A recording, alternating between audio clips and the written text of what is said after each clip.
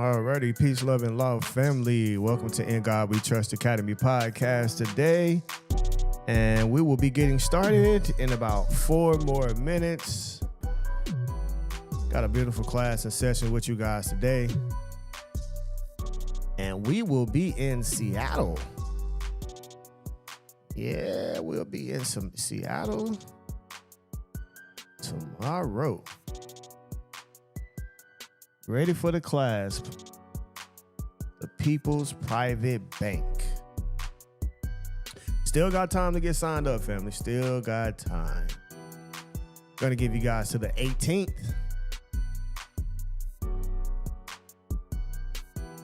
Or the 19th, whatever day. I can't remember. I'll let you know in a minute. How y'all doing out there, though? Everybody in here good? Yes. Doing great. How are you?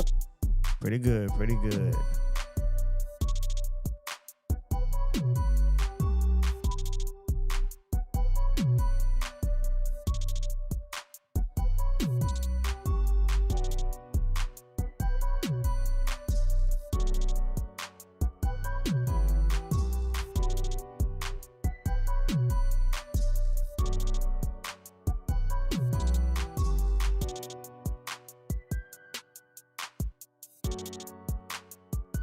Drop some ones if y'all locked in with us for the day.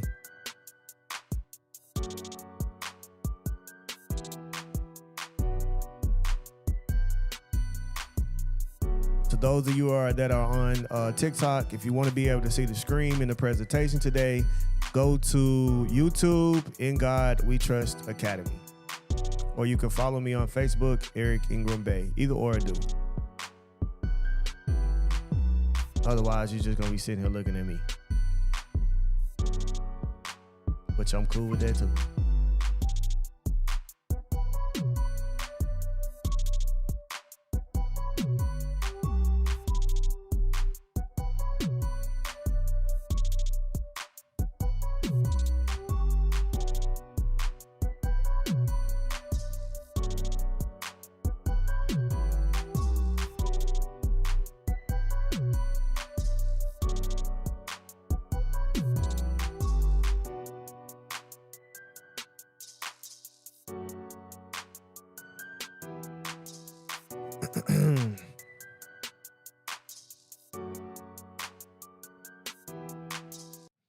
Alrighty, we is not gonna hesitate to get this show on the road. Hey, if you're in here, you're in here. We're gonna go ahead and hit this record button. Like I say, man, we moving along today. I got a lot of stuff to get ready, still finish packing and all kind of stuff going. So, but still gonna make time to do this. So let's get to it. All right, we'd like to welcome everybody to In God We Trust Academy. This is our podcast and work session season 6. Here, as always, we give thanks for each and every last one of you and your participation for making this possible. We give thanks for all the testimonies that people provide to this and your due diligence in continuing to work and just, hey, letting God keep favoring you and also letting yourself be a vessel as well. Also, man, we just give thanks to the Almighty just for freedom of conscience, the basis of just deciding our own faith made by our own decisions and choices that we make.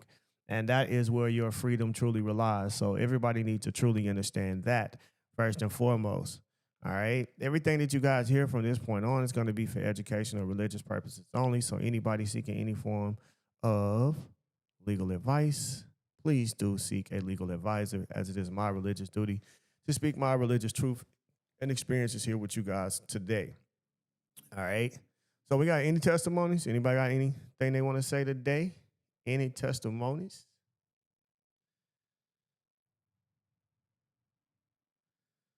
Any testimonies? Okay. Everybody a little quiet. Y'all live out here? Yep. Yes. Live and well. That's 2 people, man. The rest of y'all non-responding. We need to send somebody over to check on y'all. I'm good. I'm live. All good over here. All is well, family. Gratitude. All righty, all righty. Well, since we don't have any testimonies at this time, I'll just give a few announcements out. As you guys already know, the People's Private Bank is this Friday.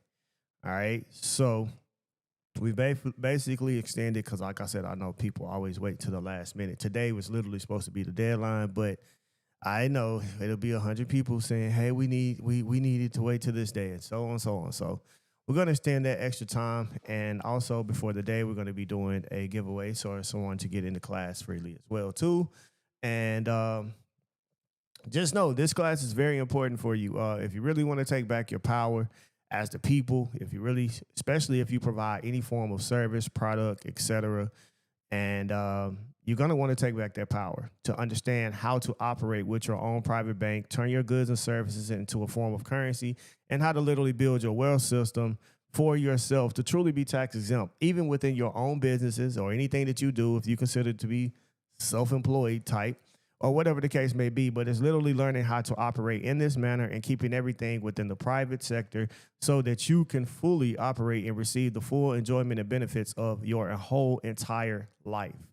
Okay, because everything that is done by the United States government is by presumptions. And you have to understand that if you don't, then you're going to forever be taxed and taxed forever. A lot of people say that they're a taxpayer. Saying you're a taxpayer, saying literally that you're a federal citizen. And literally, I can prove that you're not a federal citizen because each individual in here can literally send a Freedom of Information Act to the Department of Homeland Security, et cetera, and asking about any information about you being a U.S. citizen. And it's going to come back literally saying that they have no information of you being a U.S. citizen, which literally inclines that you are literally a state national of the actual state or that you were actually born in. And we're going to talk about a little bit more of that today. And again, if you really want to know how to move and move correctly in those factors, then this would be a great class for you. We're going to be in Seattle, Washington, so you can literally come in person. It's at 10 a.m. Pacific time. And also we're doing live streams. So we'll be at 2336 15th Avenue, South Seattle, Washington. That's where we'll be. So if you want to come in person, you still got time. It's actually $250 to come in person, but it also comes with its perks. You also able to receive a raffle ticket as well to the MNRP raffle, where we are giving away a 2026 Toyota Camry next year in February. All right, so that is going to be dope as well. And yes, it does come with the replay and templates and an ebook, et cetera. All that's going to come with it. So, and it's really like a do-it-yourself. So if you really want to know how to do it yourself, you definitely can. If you're going to do it on live stream, $200, same thing. You still get replay, templates, ebooks. You get everything, right? So the deadline was supposed to be today, but we're going to extend the deadline a little bit further. And just make sure you guys know that we're going to extend the deadline to the 19th. The 19th at literally, we'll say 6 o'clock that evening. Okay, 6 o'clock evening, we'll say Central Time. All right, that is going to be the deadline to be able to get this in, right? Don't want to put too much pressure. I know people are last minute people for whatever reason. I've been doing this for a while. I know people just wait till the last minute. All right. So, but we want to make sure that we get you guys taken care of for the most part. I understand how things go. Some people get paid on certain days, whatever the case may be. And but even if you know you're not going to be able to attend the class, you still want to go ahead and pay for it at this price. I promise you.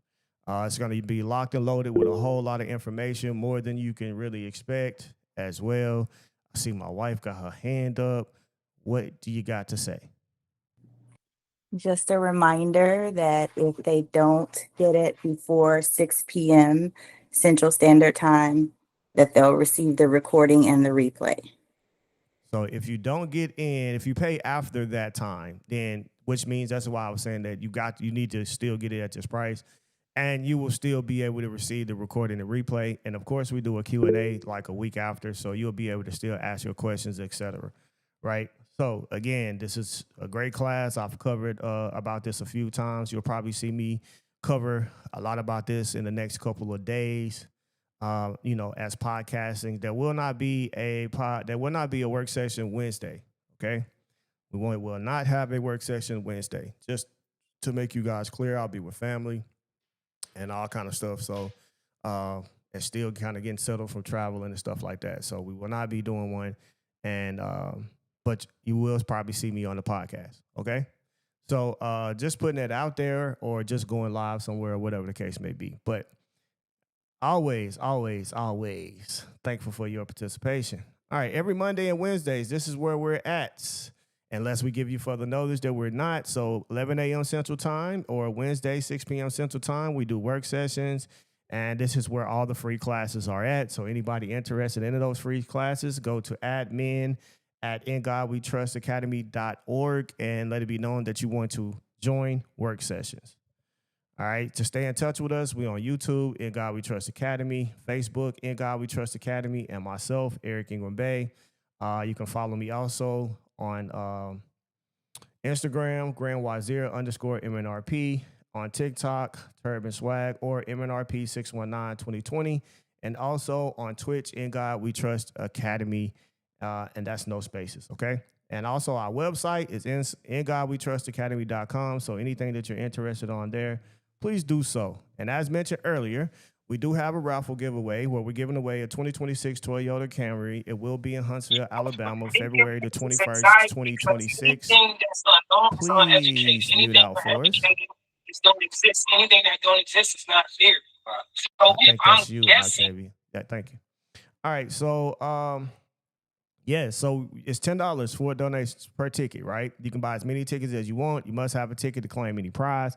If you get the tickets from me, you receive credits to In God We Trust. So the first ticket is up to $50. You get 2 tickets. It gets you $100 of credit on my actual website, and you can do that once a month. So just to let you know about that. Also, if you're interested in being a vendor in this, it's a pop-up shop. It will not be a class, but it's where you're going to be able to network, also bring your goods, service, and products. But guess what? This is why it's good to take people's private bank, because you can learn how to operate and be ready for this vendorship or any other vendorship that you go to, any form of events, and learning how to literally build your wealth system, having the members or people, your clients or whoever shopping with you, literally sign a membership just to be able to join and also receive trust credits from you. And when they purchase the trust credits from you, then it's like now they're able to purchase your services, your goods, or the products that you have while you're vending. And that is going to help save you all the money when it comes to taxation. I don't care if you're an LLC or whatever. Yes, you can do this. Okay? Just putting that out there for you guys. All right. So with that being said, Ricardo, what's up? You got your hand up? Yeah. Hey, what's up, man? How you doing? Can you hear me? Yeah, loud and clear. What's up? Hey, I sent in the 200 for the People's Private Bank, but I wasn't too sure how to, because I cash apped it to you guys. Yeah. So what you do is you just take a screenshot of the Cash App that you did, and then you go to admin at ingodwetrustacademy.org, and then you send a screenshot there. You got it. Sounds good. All right. Thank you. All right. No problem. And then you guys, you will, after that, after you pay, you will be receiving a signature agreement. Do the signature agreement exactly how it says, and then you will be able to receive the link.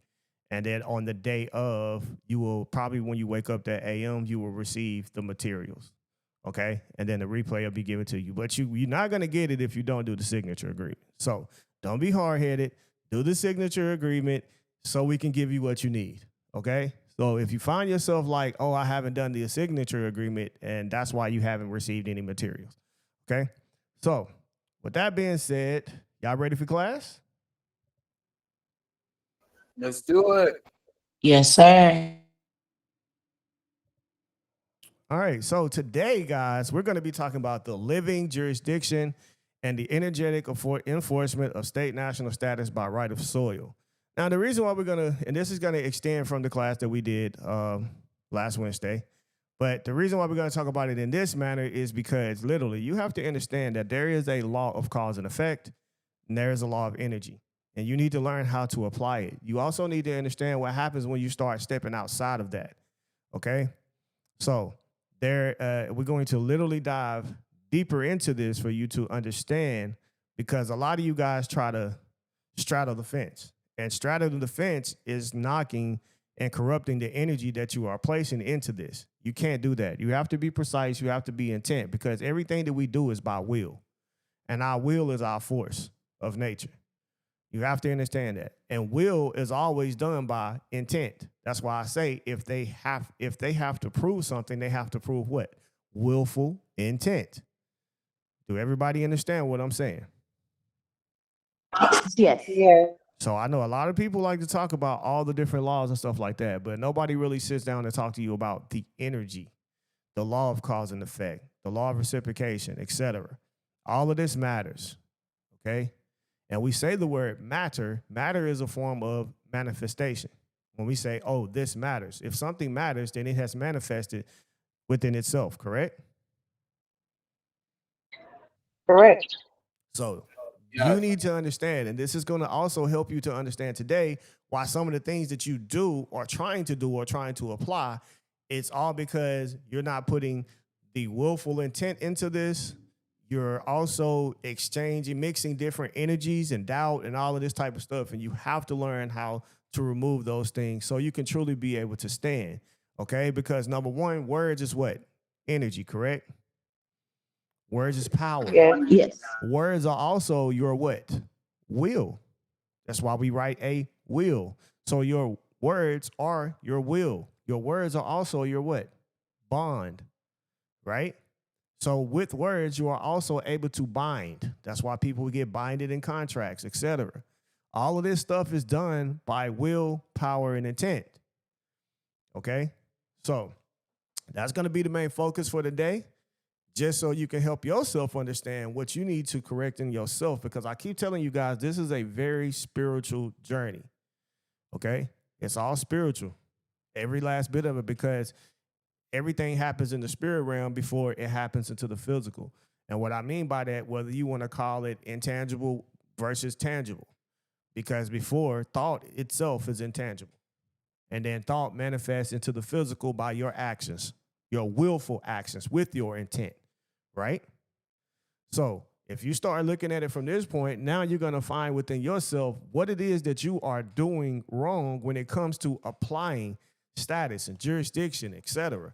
Because these words matter. Now, not only does it matter for you, it matters also for them, because remember, they took oaths. Oaths are binding contracts.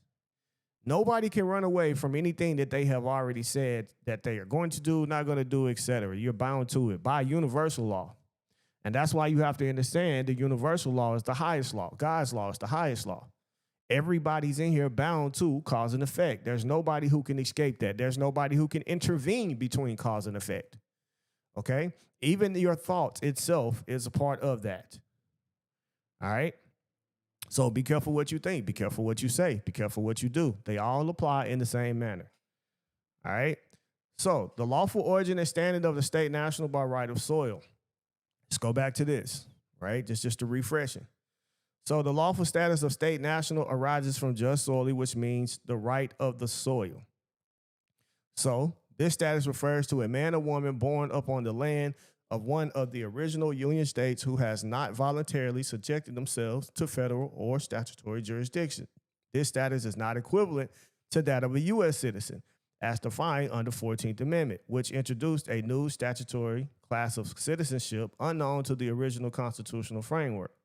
The state national exists as a member of the original body politic of the several states, governed not by the federal legislative code, but by natural law, state common law, and the original Constitution of the United States of America. This standing is inherited at birth on the land of a state and does not depend on any federal grant, benefit, or recognition. Okay, so the U.S. Constitution prior to the Civil War amendments makes no reference to any federal class of citizens of the United States. Instead, it recognizes only citizens of the several states, as seen in Article 3, Section 2, which says the citizens of each state shall be entitled to all privileges and immunities of citizens in the several states. So that literally means that if you're in one state and then you travel to another state, you're still entitled to everything that those citizens that live within that state as well, vice versa. All right. And Article 4, Section 2, the citizens of each state shall be entitled to all privileges and immunities of citizens in the several states as well, right? So in the several states. So the 10th Amendment, the powers not delegated to the United States by the Constitution are reserved to the states respectively or to the people. So these provisions demonstrate that the source of political identity and lawful right rested within the individual states and their people, not with any central authority. Citizenship in this context was tied to state allegiance, and the people of the land were recognized as sovereigns within their respective states and not subjects of a federal legislative body. Okay? So the creation of U.S. citizenship came under 14th Amendment, and as we know, it first started and was created for the Black African American man, right? And that was literally because through the Dred Scott case, they literally said that there is no law that a black man has for a white man to respect. And it became a problem because that means after freeing the slaves, the black people were just here. And I'm saying black in term, but that does not mean that that is the right terminology. But it is a classification of citizenship when it comes to being recognized by your social status within the United States. All right. So the 14th Amendment was ratified in 1868, fundamentally altered the structure of citizenship by creating new federal class citizens of the United States. The key clause is all persons born or naturalized in the United States and subject to the jurisdiction thereof are citizens of the United States and of the state wherein they reside. This is the 14th Amendment, right? So the provision introduced a dual allegiance model. However, it did not eliminate or supersede the original state-based citizenship for those who do not consent to federal jurisdiction. The phrase subject to jurisdiction thereof is legally significant. It excludes those who are not voluntarily under U.S. legislative authority. In Elk versus Wilkins, the court held that simply being born in the United States does not make one a U.S. citizen unless one is subject to the jurisdiction of the United States government. So no one can become a citizen of a nation without its consent. Mere birth in the United States does not make one subject to the jurisdiction of the United States. Therefore, one born on the land of a state who never contracted into federal jurisdiction remains outside this 14th Amendment class and retains the original political status of a state national. So all of you guys are literally state nationals on the soil you were born on, which means that if you were born in the territory of Tennessee, then now you are literally a national of the state of Tennessee by right of soil. Now, this is different. We're not talking about right of blood. We're talking about right of soil. Okay? So, Supreme Court affirmations of dual and distinct citizenship. The U.S. Supreme Court has repeatedly confirmed that citizenship of the United States and citizenship of a state are legally distinct. Slaughterhouse cases, it is quite clear that there is a citizenship of the United States and a citizenship of a state, which are distinct from each other and which depend upon different characteristics or circumstances in the individual. All right? United States versus Cruikshank. The people of the United States are what we were before the Constitution was formed. They are people of the several states. All right. Then you got the Dred Scott case.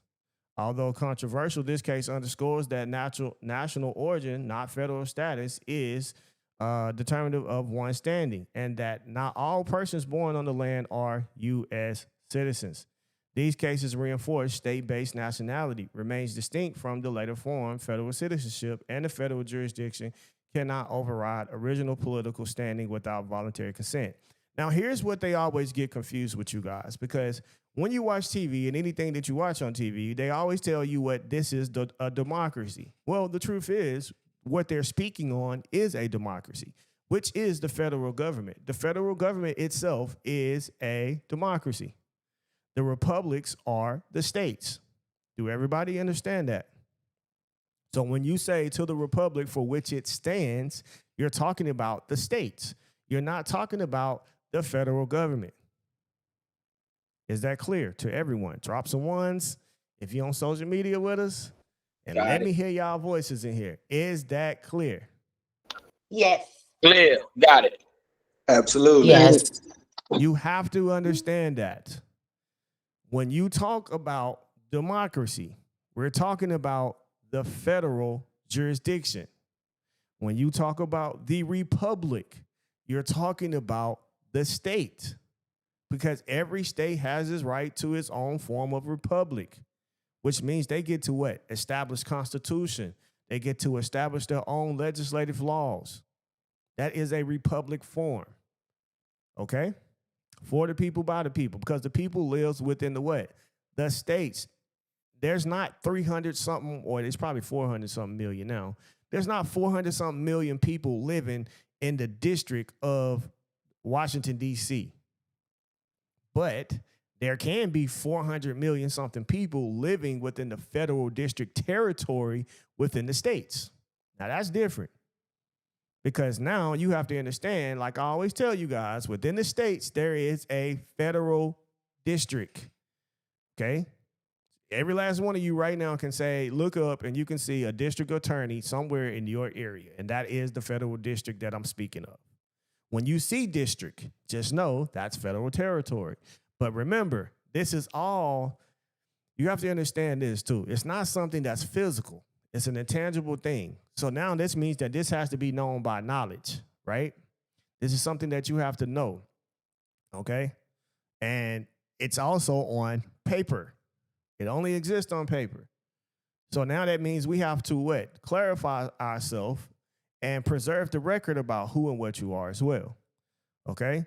So the sovereign source of authority is the people of the several states. The founding principle of American constitutional law is that sovereignty resides within the people, not with the federal government. Children versus Georgia, at the revolution, the sovereignty devolved on the people, and they are truly the sovereigns of the country. The Constitution was a compact between sovereign states, not a charter of national supremacy. Those born upon the land of a state and who do not surrender that political status by contract or application are a part of the original sovereign body politic. So this is the lawful basis for a state national, one who exists outside federal legislative jurisdiction, who is governed by the common law and natural rights secured by the Constitution, not by federal statutes or administrative codes. You have to understand this. All right? And I would like for everybody to have this understanding so you can understand why it's important to start doing private banking, why it's important for you to start doing private members associations, PMAs, etc. There's no need for anybody to go have to receive a formal license from a state to operate or do some type of business when you could have just been operating from a private sector from the beginning, and just all of your clients literally just become members of the association and you circulate the money through that way. Now it's not a commercial contract, right? So now voluntary contract, the only path to federal jurisdiction. The only lawful mechanism by which a state national can lose their standing is by voluntary submission to federal jurisdiction through contract application or benefit acceptance. So this examples include if you choose to file, you volunteer to file as a U.S. person, okay? If you use a social security number as your personal identity, if you identify with yourself with, I didn't say you couldn't receive benefits from it, but if you think it's you, you operate with it and operate as if this is a form of your personal identity, then it's you. Accepting governmental benefits tied to federal citizenship, you can accept benefits, but again, you just have to understand that it's still not you. You still have the power to reserve all of your rights. Applying for a federal license or permit, and pleading guilty or appearing in court as a U.S. citizen. Okay? Each of these acts constitutes evidence of consent to statutory jurisdiction. However, under contract law, such consent can be lawfully revoked and the original status restored, so long as the national asserts that their previous submission was in error without full disclosure or made under duress or misrepresentation. So, by declaring, recording, and living in accordance with one's status as a state national, the individual creates a lawful cause. Under the law of cause and effect, this initiates a jurisdictional realignment that places the individual outside of federal legislative reach. Because remember, everything is just up on the presumption. You sign stuff, they ask you, are you a U.S. citizen? It's yes or no. And you can say, well, no, I'm not. Then they'll try to say, oh, well, if you're not a U.S. citizen, then you can't receive some set of form of benefits. That's actually not true. And all you got to do is write a letter and a statement and let them know and ask them, are they discriminating against your national origin? Well, your national origin is by right of soil, which makes you a state national of where you were born. You do not have to. Remember, all of this is by presumption. It's up to you to assert your own rights, okay? By will, okay? That's how we even come to an existence, is by will, All right. So this cause, properly constructed and supported by affidavit, notice, and consented action, becomes legally enforceable in any form and forms the basis for challenging jurisdiction, resisting statutory enforcement, operating under private rights and common law protections, and exercising lawful autonomy in travel, commerce, and your full private life. Okay. So the law and cause of an effect applied to political status and enforcing standing as of a state national. So remember, there is a cause here, and then there's an effect. So that is what we have to truly understand. So in American law, the principle of cause and effect is expressed through doctrine of jurisdiction, standing, and legal consequence. A person's status, whether declared, presumed, or contracted, becomes the cause, okay, that determines the jurisdictional authority, legal obligations, available rights, or immunities. And this is the effect that follows. So this module applies that doctrine specifically to lawful standing of state national whose political status derives from just soil, which means right by soil, and constitutional compact, rather than statutory inclusions under the 14th Amendment. The legal maxim applies. He who consents cannot complain. Consent, if you don't ever say nothing, then it's like you fully agree. Okay? So if one asserts and maintains and enforces their political status lawfully, the courts and officers of the government are bound by the effect that follows. Okay? Lack of jurisdiction, immunity from certain statutes, limited application of legislative authority. If one fails to assert or acts contrary to that status, then the effect is reversed. And jurisdiction is what? Presumed, which we all have seen, been through, and it's acted upon you daily. And remember, people make, and here's the thing, everybody makes presumptions about you every day. Oh, I don't like that person. And you don't even know them. Never met that person. I just don't like the way they look. But who are they? Can't even determine who they are. Or you can say, oh, that person looks like a whatever. Or oh, he looks like he's maybe Japanese or Chinese or whatever, Korean. You know what I'm saying? And then you ask them who they are, and they say, oh, well, I'm actually, you know, they could say I'm Japanese or Chinese American or whatever they want to say. But my whole point in that is it's always based upon presumptions. We also make assumptions whether someone's good or not good, right? This is just one of the natural things to do. So it's also this naturalness is carried over into this federal government, which means that it's just going to presume until you say something different. Do everybody understand that? You can't think that people know something about you without you actually saying what is and what ain't. All right? So that means everybody in here got to open their mouth and speak. It's up to you. Every tongue has to confess. Everybody. Otherwise, whatever's based and presumed upon you, it is so. Okay? It is so. So the cause in the analysis refers to the actions that establish a party's lawful status as a national. A man or woman born on the land of the Union State, not subject to federal jurisdiction unless consent is shown. Status must be declared. In law, status is the first question of every jurisdictional inquiry. A court cannot proceed without proper jurisdiction, which depends on legal status of the parties.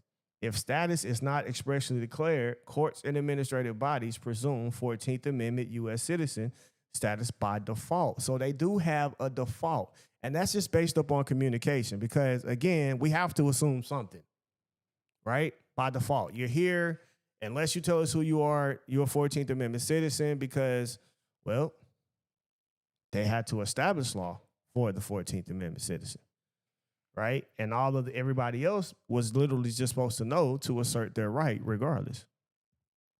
So to rebut the presumption, a state national must declare status, all right? And that's through affidavit. Remember, all affidavits are evidence and facts. And you can either publish or record that status in a manner consistent with public notice. And I say this, you can put it in the county. You can put it on international record, publication. You can even put it in a newspaper. If you do not place it and you got a court situation and you don't put it in there as an affidavit, which is evidence, then it's not even heard. They don't know. They don't care that you put it in a county record. They don't care that you put it in the newspaper. You still have to enter it in as evidence.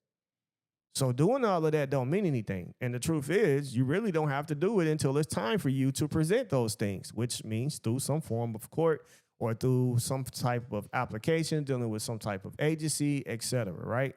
Other than that, it defeats the point and purpose to do it because it's just you showed it. And a lot of y'all say, well, I got this on record here and this and that. Okay, it does not mean anything if you do not know how to follow the rules and procedure to enter these things as evidence. And all of this has to do with what I'm saying about law of cause and effect, the law of energy, right? To apply it, willful intent. Okay, so the supporting law of Taylor versus Porter, no one is bound to obey an unconstitutional law and no court is bound to enforce it. However, only those outside the legislative jurisdiction of the U.S. may make that claim, which is only valid when cause, which is the status, is established first. So the cause is the status. The effect becomes the jurisdiction. Okay? Status must be maintained through conduct. In the maxim of law, he who seeks equity must do equity. Thus, one who declares themselves as a state national but continues to, you file as a U.S. person. You use state-issued driver's license. And you can still, it doesn't matter that you get a driver's license because you might have to just to be able to operate commercially for some form of company. That's fine. But when you're just going from point A to point B, now you have to establish that you are in your private capacity operating as a state national with the right to travel. And we travel up on the land. The land existed before the highway. See, and now you have to understand because why did I say land instead of highway? Who created the highway, family? The state. The state. The state created the highway. Now, who created the land? God. Now, if we say just solely, which means right by soil, then we have a right by soil to travel the soil wherever we may see fit.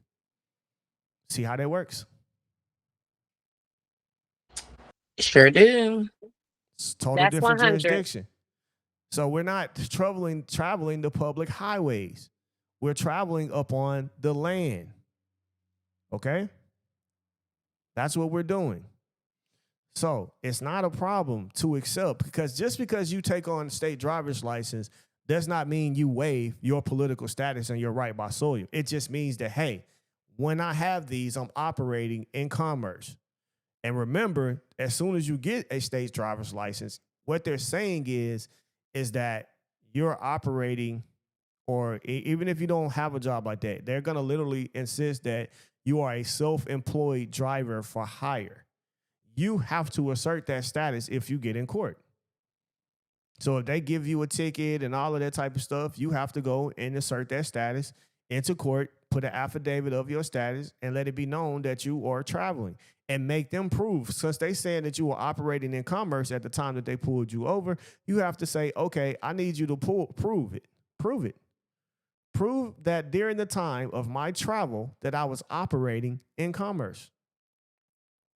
What gave you that? What company was I working for? Okay? They have to prove that if they're going to bring it in, and these are the type of things that you need to do a motion of production for. But you also got to understand the rules of the court, okay? Because if I do a motion of production, which would be the cause, then the effect would be them either having to produce these things, and if they can't produce it, then it leads to what? Lack of evidence. So now they can't prosecute. Do everybody understand that? Yes. Okay? You don't never have to waive a right just by participating or receiving some type of form of state credentials. You don't. Just because you go get a license for your business does not mean you become a federal citizen. No. You just have to know the difference. If I got a driver's license, cool. I need to understand that, okay, I'm driving this particular car to operate within business. Right? Simple. All right? And you operate within that manner. If not, then there's no point to. If you're going to just be traveling from point A to point B, at the end of the day, you can take it off if you want to. You can take the tag off. Why? Because you're not operating in commerce. If you leave it on, still just say, hey, I just got off. I'm not working at this time with hours during commerce, and that's it. I'm on my way home. Or you're on your way. You ain't even really got to say all that. You can just be quiet and just make sure that you assert everything within court, because now they have to prove that you are what? Operating in commerce at that specific time. Okay? So, in law, we have to understand that cause must be consistent. The doctrine of judicial estoppel bars a party from asserting a legal position inconsistent with one they previously accepted and acted upon. New Hampshire versus Maine. When a party assumes a certain position in a legal proceeding and succeeds in maintaining that position, he may not thereafter assume a contrary position. So it says that you maintain the position. You do not step outside of it by what? Mixing certain different energies in what you're doing.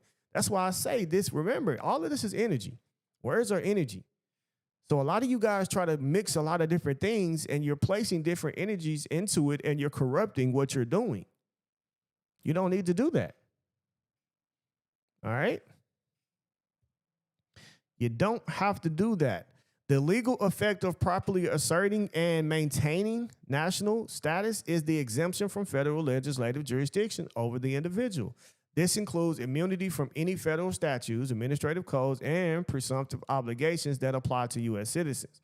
Lack of personal jurisdiction. In any court proceeding, once personal jurisdiction is established, the court must prove subject matter jurisdiction, which is the authority over the type of case.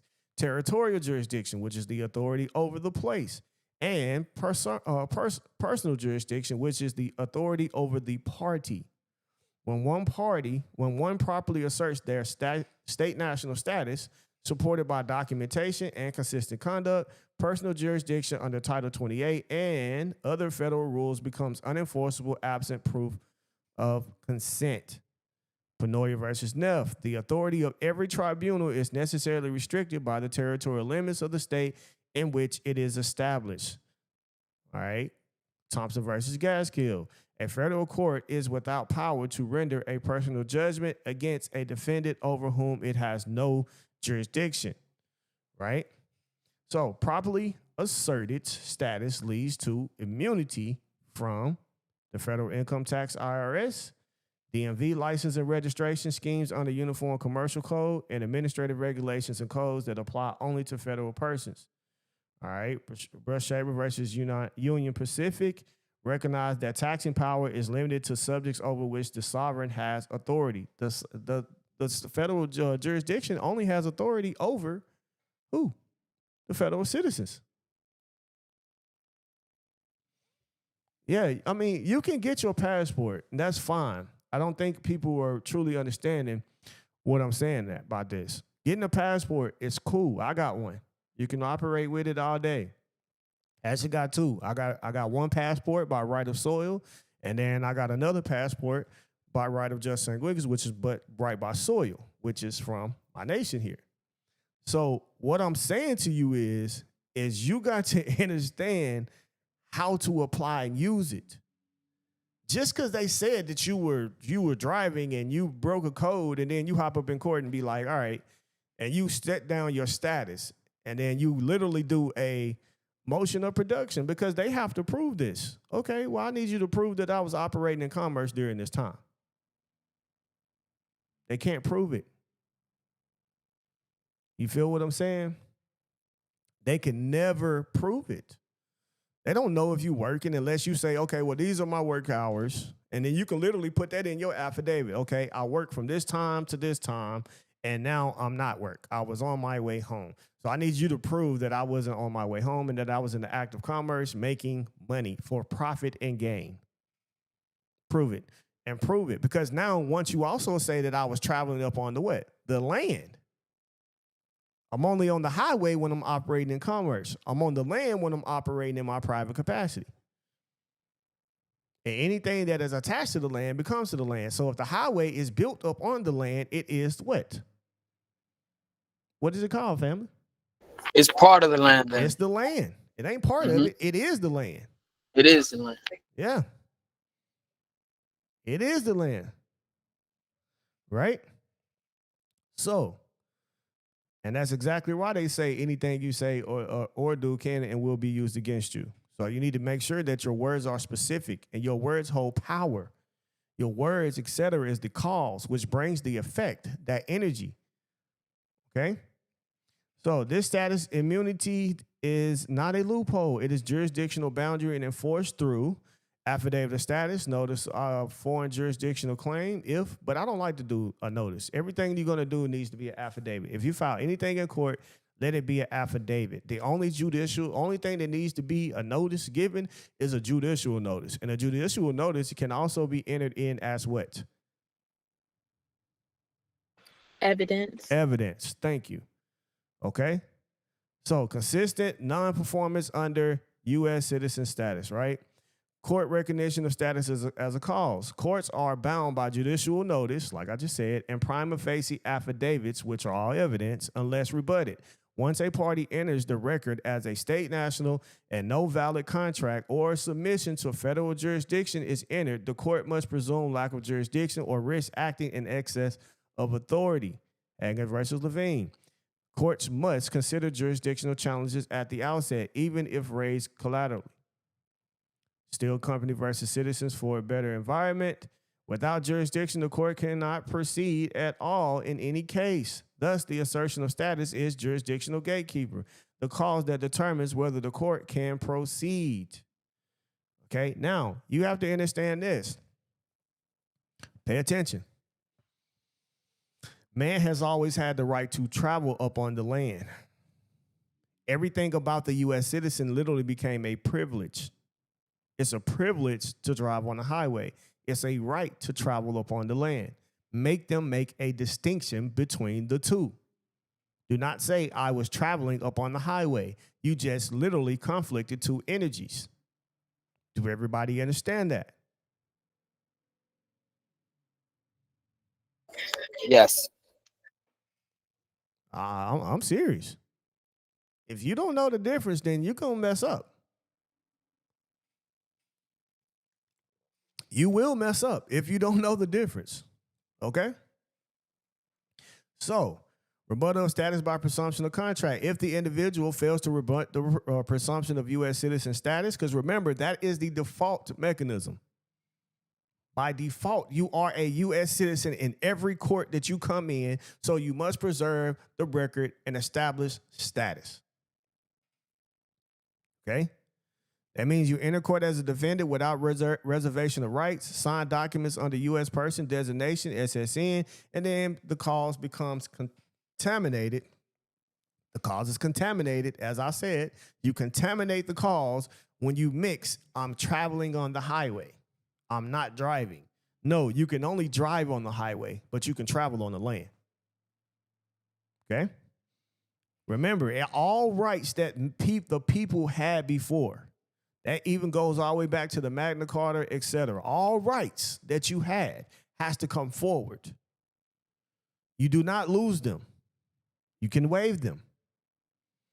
Right? But they made it their business to only teach you the commercial side of things, the federal citizen side of things. They never showed you anything else other than that. Right? Because why? It benefits them. Okay? It benefits them in every way. All right? So remember, you will contaminate it, family, if you do so. You do not want to contaminate it. This legal principle follows estoppel, waiver, and presumption doctrines, which prevent a party from asserting rights inconsistent with their prior submissions or silence. Allen versus Wright. Standard requires an injury traceable to challenge action and redressable by the court. If the cause, which is status and standing, is not clearly established, there is no injury that can be claimed and no relief that can be granted. You have to know this. I'm trying to help you guys separate the difference. Because the truth is, guys, the Constitution is the trust. You only establish a trust to protect assets. It's not to establish political standing. The Constitution already does that for you. You just need to know how to assert it. Right? That's it. That's it. The private trust is you all day long. Okay? So, in law, nothing proceeds without proper status and jurisdiction. The status of the state national, when properly declared, recorded, and lived. You have to live it. Okay? You can record it, you can declare it, but if you ain't living it, well, we know we call those phonies. Or in today's, they say, hey, cap, that's cap. So, you become the legal cause that bars legislative jurisdiction and removes presumption of U.S. citizenship. The effect of that cause is personal immunity from federal codes, standing in common law and equity, jurisdictional challenge rights in court, the full force of original constitutional protections. But this effect cannot occur without consistent performance of the cause through lawful documentation, non-contradictory behavior, and absolute non-consent to foreign jurisdiction. The maxim applies. He who fails to claim his rights has none. So if you don't assert it, you don't claim it, you don't have none. And that is the law of cause and effect. So you don't claim it, you have none. Not claiming is the cause, which means now you have no rights, which is the effect. Energy, y'all. I'm telling you, the law of energy and jurisdictional power. Status as a controlling force of legal authority. So in law, jurisdiction is not an abstract assumption. It is a power over the person or matter. That person must be lawfully invoked or not presumed. Jurisdiction attaches only through acts of submission, contractual adhesion, or default, none of which occur automatically. The legal concept of energy has defined in operational terms as the performance of a status. In other words, the activity, conduct, and documentation that affirms or undermines a declared legal position. A man or woman status is the origin point of all legal consequences. The energy behind that status refers to the consistency of conduct, the clarity of documentation, and the absence of contradiction in private or public performance. Just as standing, which is the status, is the legal cause. Okay, so status is the legal cause. The energy or behavior aligned with that status determines whether jurisdiction can be lawfully exercised against the individual. Whether there is no lawful energy submitted to the foreign system, there is no power to act upon the body or politic of the person. So you guys just entering in the affidavit stating that this is who you are, okay. Now you have to what? Continue the activity behind that and maintain that specific thing on the record at all times. So now you should be in a motion to dismiss based upon lack of jurisdiction, etc. And you have to learn to follow the actual court rules. So the court rules also say now we dive into, if they say they deny the motion to dismiss, now we follow into our motion of discovery tools, right? So the motion of discovery is now we want them to produce on the record that you are a federal citizen after you've already proven by affidavit, birth certificate as well, that you are a state national and never considered a federal citizen. If you also have the FOIA, the Freedom of Information Act, when you do that with the Homeland Security and they send you a letter back saying they have no record of you being a U.S. citizen, you also enter that in as evidence.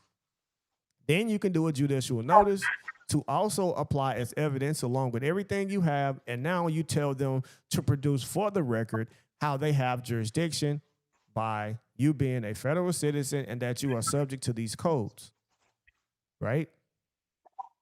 That's how you stay in alignment with the energy that you are applying and literally preserving the record, okay? Energy matters. Matter is a manifestation, a form of manifestation. Anything that matters, it manifests into this physical plane. By what? Actions. Right? Y'all quiet. Yes, sir. Yes. Now, here's the main thing. We are energy. So think about that. If you are energy and you choose to carry a certain energy and then you start manipulating that energy with other certain things and getting out of alignment with what you're saying and the words that you are bound to, then guess what? You just literally contaminated the energy and the cause and effect here. So, and you also know that you change 1 degree of anything, it leads you to a different destination, correct? So if I say, everybody likes to say, I'm traveling. Then they say, well, you're up on the public highways. No, I'm traveling up on the land. The public highway is attached to land, which makes it the land. So I have the right to travel. Understand that. But if you say that you're traveling on the public highway, then now you just contaminated and you just set yourself in a different destination. You're not fully aligned. It matters. Okay? Under American law, make sure y'all mute out. I got a little back noise. Under American law, courts and agencies require consensual acts or status triggers in order to claim jurisdiction. These jurisdictional triggers are forms of legal energy output, applications, signatures, filings, contracts, and verbal submission. Consent is jurisdiction. Without it, the tribunal's authority is void. Los Angeles versus U.S. 1997. Federal courts are courts of limited jurisdiction. The requirement that jurisdiction be established as a threshold matters, right? Threshold matter springs from the nature and limits of the judicial power. Courts cannot simply assume power over an individual absent a voluntary act that submits energy, such as signing documents identifying as a U.S. citizen, applying for driver's license or Social Security card, pleading guilty, or submitting to court terms, using identification governed by the Title 18 or Title 26. These acts constitutes legal energy transference, and they bind jurisdiction through performance. Now, again, you can go get a Social Security card, you can go get a driver's license, but at the end of the day, you have to know the power, the presumption that's being based upon you, put on you. It's just a presumption. So if you are carrying these things and you're operating with them, and it's okay too, because I still use a lot of it, but I don't have a license anymore, but I still know that if I wanted to go get some, I would know the difference that, okay, I'm using these for this specific point, right? And if I just so happen to get a ticket and I'm not operating in commerce, well, guess what? I'm going to challenge that to the fullest because they have to prove something. Prove I was operating in commerce when I was traveling up on the land, not the public highway. If I assert it that way in court, well, it's over with. Well, see, and that's how you get pulled into jurisdiction. They talking about highways. No, I was traveling on the highway. I wasn't driving. Hey, sir, you can only drive on the highway. See? All day long. You have to understand the preceding claim.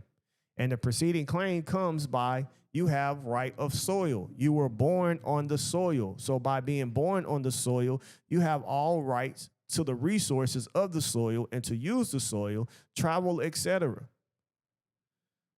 The court, the city or the state might say you cannot collect rainwater. However, by right of soil, you have the power to collect and use the resources of this earth as you may see fit. From the air above to the ground below and all things in between. And not only that, all land is one.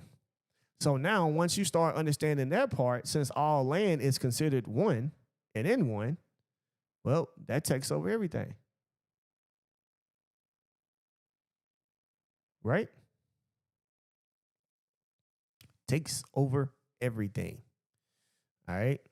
So the jurisdiction of the United States, both federal and state subdivisions, remember, they have subdivisions within the state, and those are the districts, operate as a commercial system.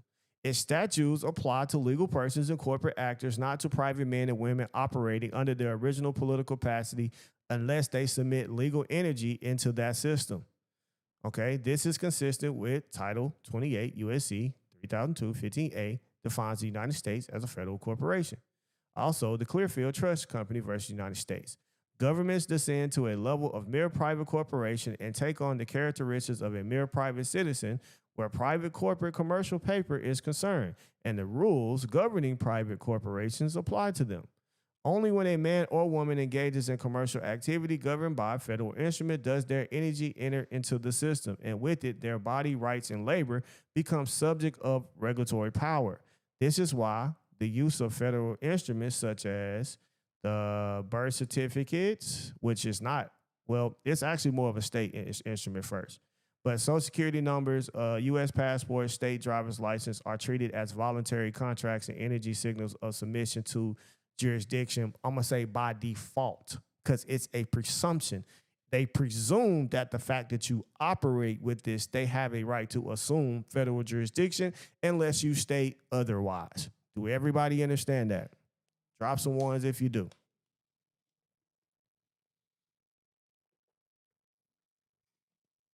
Yeah, I'm quiet up in here. I hear you. Yeah, I get it. So, all ears. energy of status equals performance of sovereign capacity. And remember, performance is key. A state national who has declared their status and under affidavit, withdrawn all contracts of adhesion, ceased of federal identification, corrected records identifying them as a U.S. person, has lawfully removed their legal energy from the jurisdictional control of the federal system. Now, if you just choose to have any form of identification, it's cool, it's fine, it doesn't matter.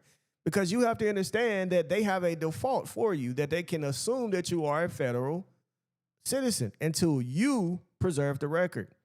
So is it okay for people to have a driver's license? Absolutely. As long as when it comes time for you to know how to assert their right on the record, you need to learn how to assert their right. All right. Well, why do you have a driver? Well, it seems like you have a driver's license of the state. Yes, I do. Only for commercial purposes to be able to operate, for any commercial vehicle that I was hired to drive. But at this particular point in time, sir, I was traveling up on the land in my private capacity by right of soil. Are y'all listening to the words that I am saying to you? Yes, I yes, I am. am. Absorbing them all. Can you tell the difference in what I am saying? Yes, sir. Yes, this is good. Because it matters. Okay? So, a state national who has declared their status on the affidavit, remember that. That's all you need because that's the evidence. And then you prove any other evidence to show you have right of soil. This aligns with performance under law, which is defined in equity. Equity means to do what ought to be done. Equity also means to perform. So those who are in equity and seeking equity must perform. You must perform in the assertion of your status that you claim. Okay? So understand that. All right? So, which is defining equity as the execution of rights in accordance with the capacity. Execution. So you must execute. Equity looks to the intent rather than the form. But jurisdiction looks to the conduct, not the claim. So what is your conduct? Because your conduct is going to show your actual claim. In other words, if the conduct matches the claim status, then no court or agency can rightfully assert control, absent a valid contract, harm, or trespass. Contradiction of status through mixed energy. Okay? Understand this part. Contradiction of status through mixed energy is jurisdictional breach. A person who claims to be a state national but signs contracts with federal agency not asserting their right. If you use the SSN or taxpayer ID, not asserting the right. If you drive with a state issues license, not asserting your right. If you accept government benefits under the 14th Amendment jurisdiction, not asserting your right, and has entered conflicting performance, a jurisdictional breach of their declared status. This contradiction is fatal in law. Under the doctrine of judicial estoppel, courts are entitled to treat the individual as subject to jurisdiction because the energy, which is your performance, matches the status of a U.S. citizen, not a private national. All right? Equity does not aid a volunteer. So, federal crop insurance court versus the Miro 1947, men must turn square corners when they deal with the government. So that means you got to be precise. If one walks as a U.S. citizen, contracts as a U.S. citizen, receive benefits as a U.S. citizen, their energy legally binds them to the consequence of their status. Now, if one walks as a state national, contracts as a state national, and receives benefits as a state national, same thing.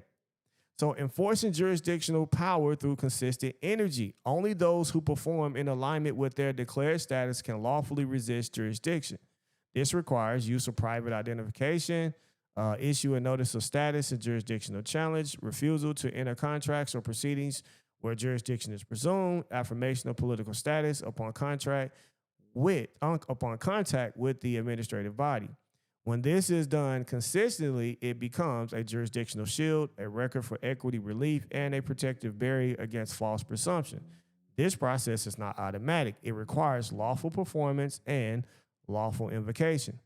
Haggins versus Levine, federal courts are under an independent obligation to examine their own jurisdiction, and standing is perhaps the most important of the jurisdictional doctrines, right?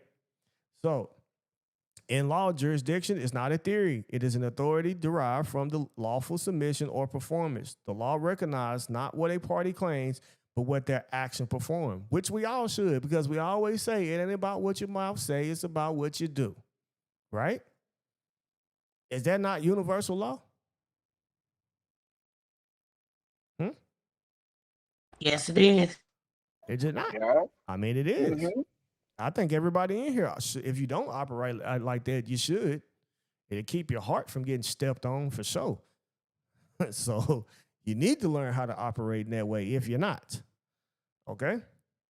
So now, understand that if the individual performs under state national status, the court cannot obtain jurisdiction absent fraud, harm, or contract. If the individual mixes performance, the court will assert jurisdiction based on the dominant legal energy expressed through filings, identification, or contractual relations. Okay? Thus, the lawful strategy is declare status in writing, supported with evidence of non-consent and non-contract, operate entirely in line with private performance, resist all attempts to pull energy contracts filing back into the federal jurisdiction. So even if you do have a driver's license, then you need to ask certain questions. Well, show me where in the application of my driver's license where I lose my right to just solely, which means the right by soil. Where do I lose that political status? Show me and prove it to me. That needs to be a motion of production. So show me the law that supersedes the Constitution by my right of soil. See, it's what you say is what you ask. And see, by me doing those things, I'm performing as a what? State national, because I'm asserting my rights in that manner. If I don't assert it, then automatically they like, okay, we can presume he's still a U.S. citizen. He's still talking about this highway. He's traveling upon our highway, guys. He keeps trying to mix these words for us. But in our statutory, travel and driving is the same here in their statutory jurisdiction. Only by controlling one's legal energy can one preserve the lawful jurisdictional power here. Okay? So how to stand as a national, state national, energetically and lawfully. The lawful standing of a state national is not merely declared on paper in law. A claim of political status, such as non-14th Amendment citizen born upon the land of the Union State, becomes enforceable only when the individual speaks in alignment with their political status, acts consistency with the rights and immunities that status provides, maintains a public and private record of conduct that affirms their intent to be governed solely by original constitutional authority. Okay? Legal status is a jurisdictional threshold. Every statute, summons, code, and government actions presupposes the status of the party before determining if jurisdiction exists. To stand as a state national, one must create a complete and consistent legal profile, free from contradiction and supported by lawful speech, action, and documentation. So speak as a national, guys. Language that rebuts federal presumption. As I said, traveling up on the land, not traveling up on the highway. Highway was created by the government. Land was created by God, which man and people already had a right to travel upon. And that is a form of unalienable right to own forms of private property, etc. Okay? Simple. Man is the one that created cars, not government. Government didn't go create a car, an automobile, or any form of property to travel. Man did. Do y'all understand what I'm saying?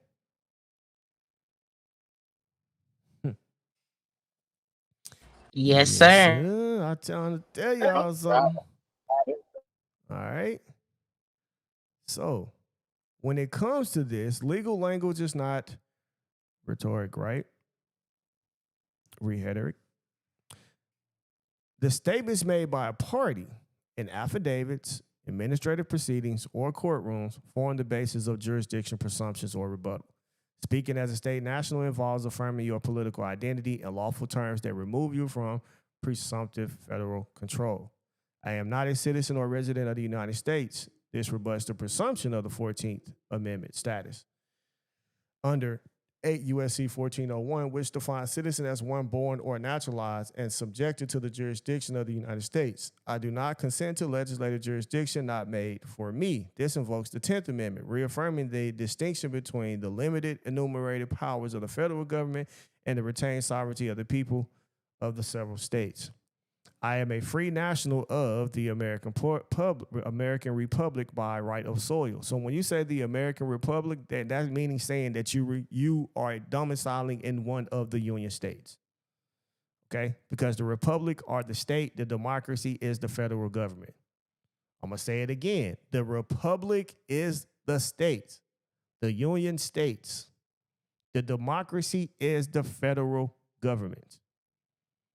So everybody be like, oh, this is supposed to be a republic. They're acting as a democracy. Then you're confused.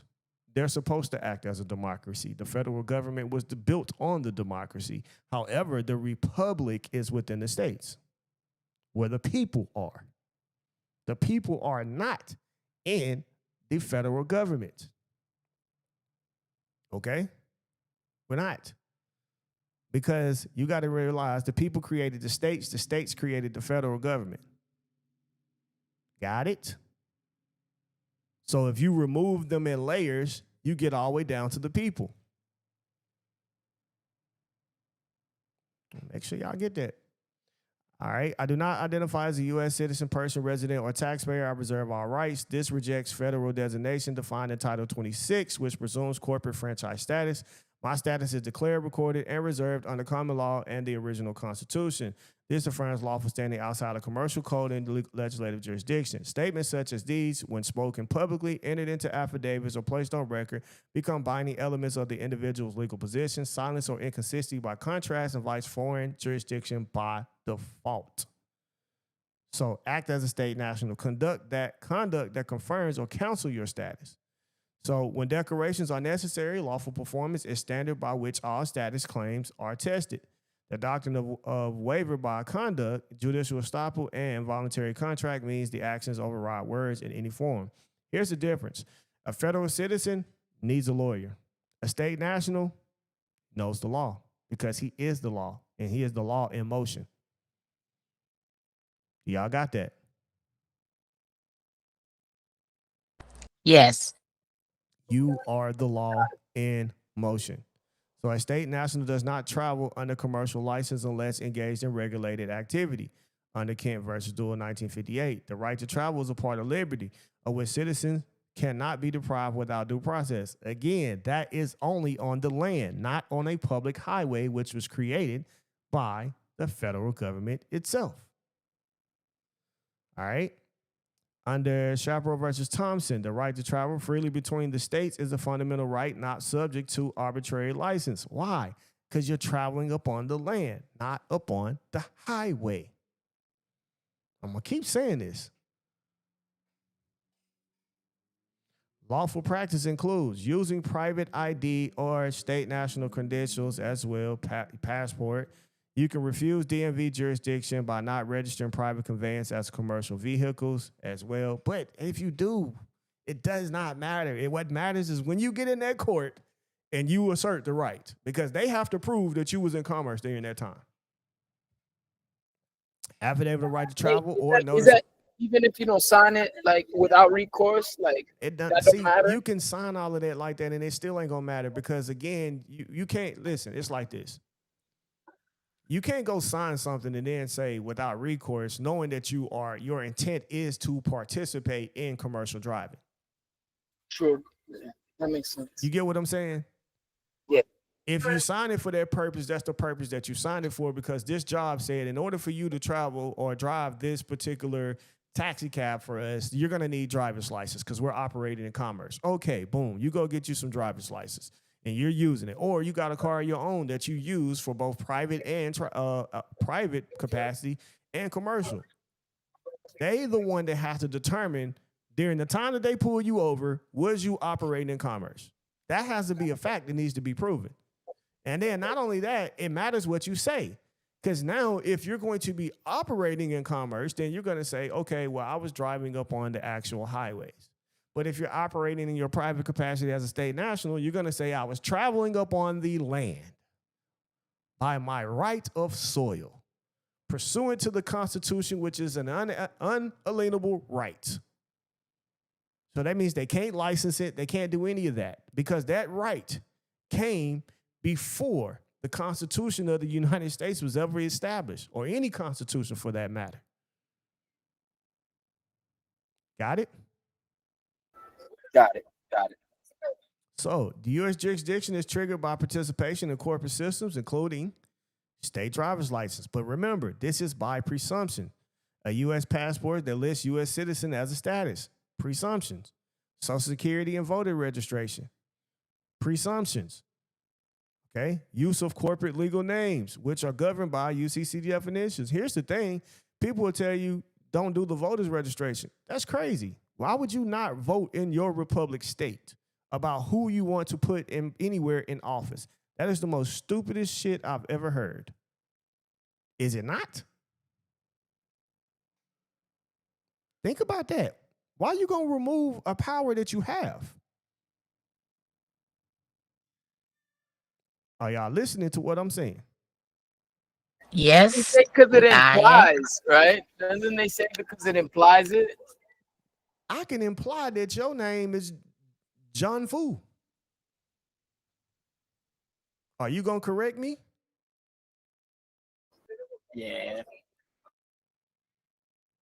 It could be any, like you can say anything. That's the part of freedom of speech. You can say whatever you want, but does that make it real, true, or whatever? No, it does not at all.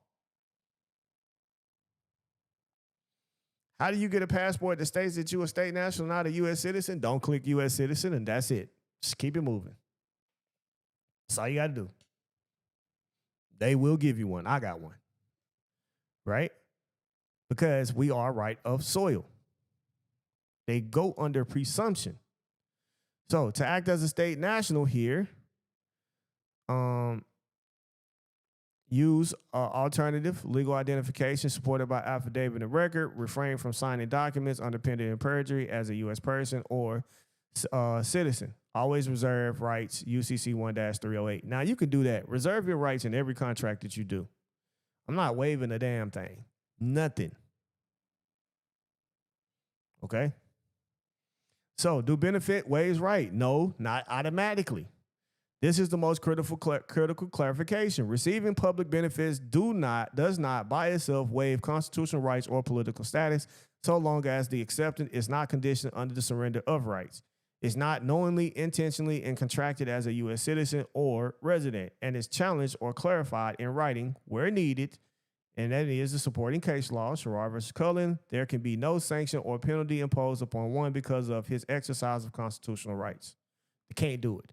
Nobody can stop you to choose to exercise your constitutional rights. If you wanted to reserve our right, that is your constitutional right to do so. So there's no contract, and they can't even deny you any benefits based on that, because if they do, that is a form of discrimination against your national origin. Do y'all understand that?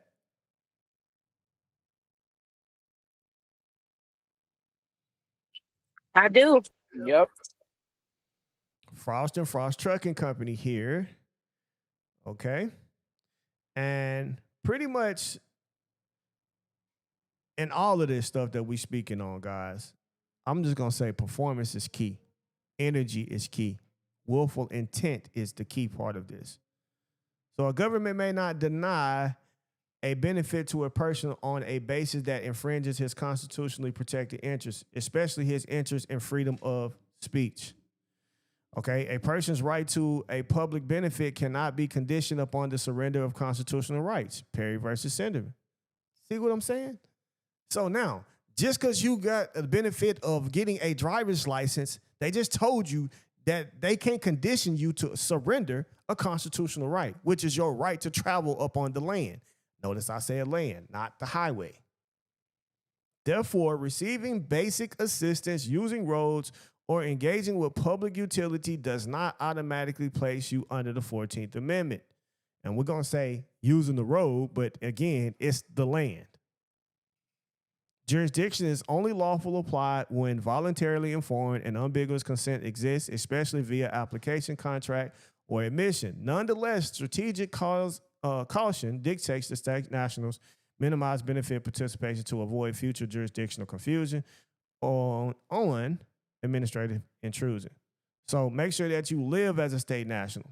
Consistently align words, contracts, and conduct.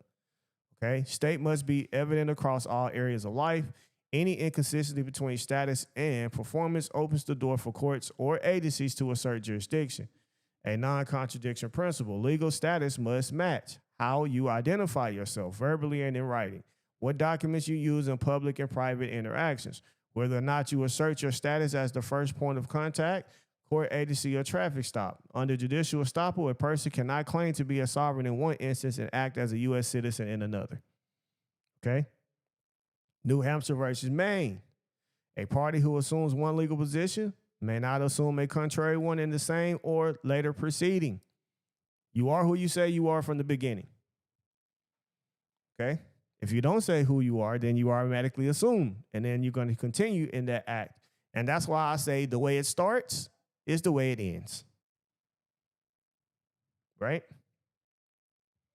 So make sure your speech matches your rebut jurisdiction with clarity. Your actions must reflect independence from corporate instruments. Your lifestyle must avoid confusion between constitutional and statutory systems. And your receipt of public benefits must be approached lawfully and, if necessary, accompanied by clarifying affidavits and reservations of rights. When your speech, conducts, and contracts and documentations are in alignment, the law cannot presume jurisdiction, and no lawful court can impose a status not expressly accepted. Okay?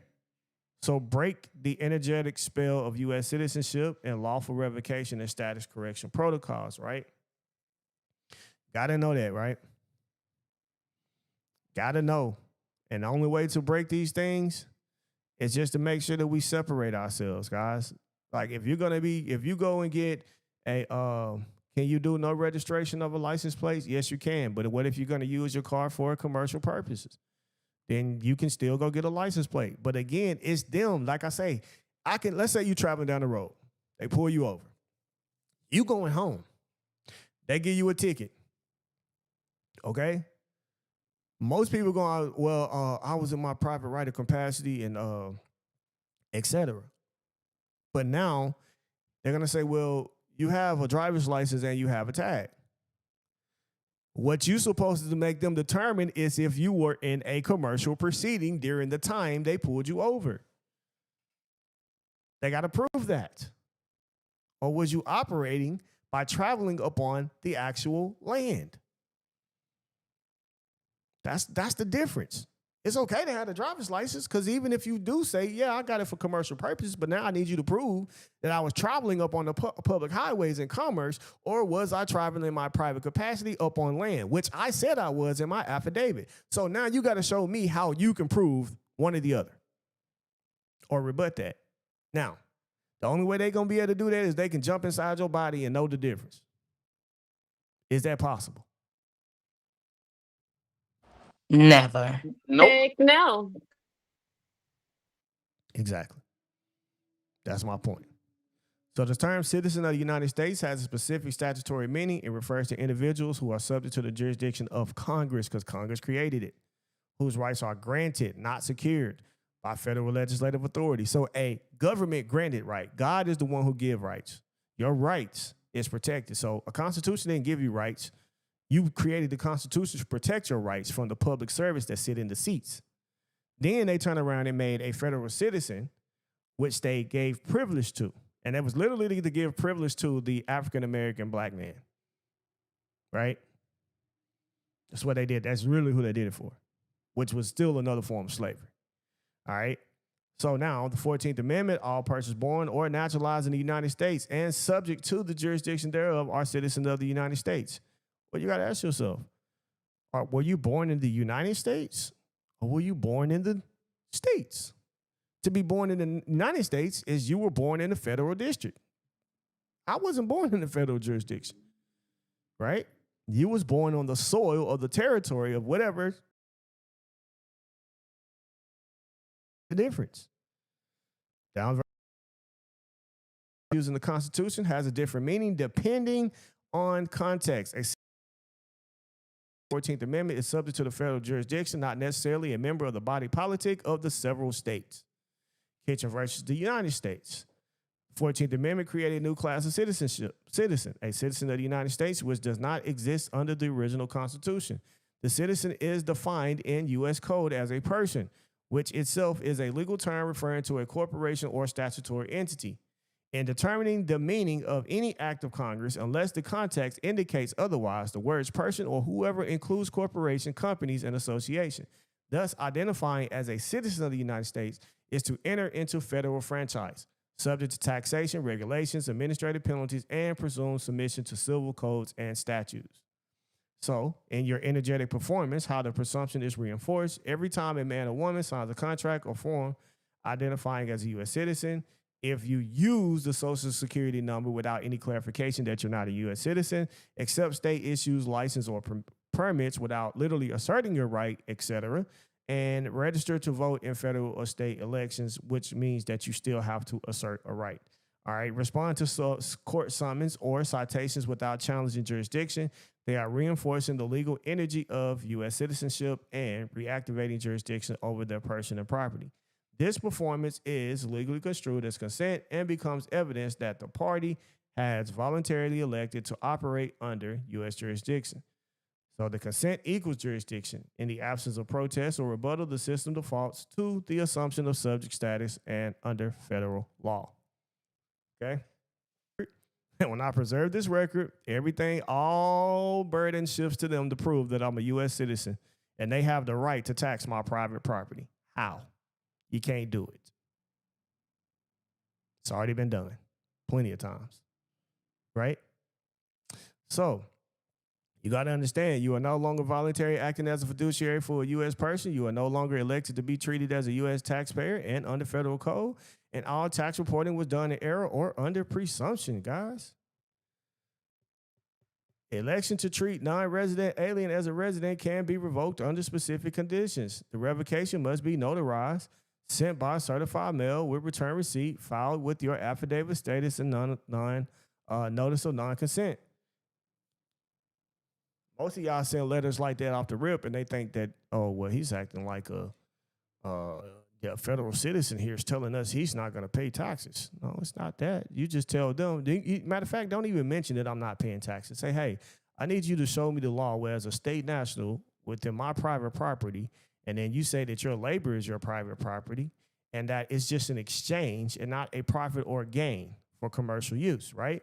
And then they have to prove it. That becomes a burden on them that they can never prove, ever prove, because now you are asserting your rights and on the record for who and what you are.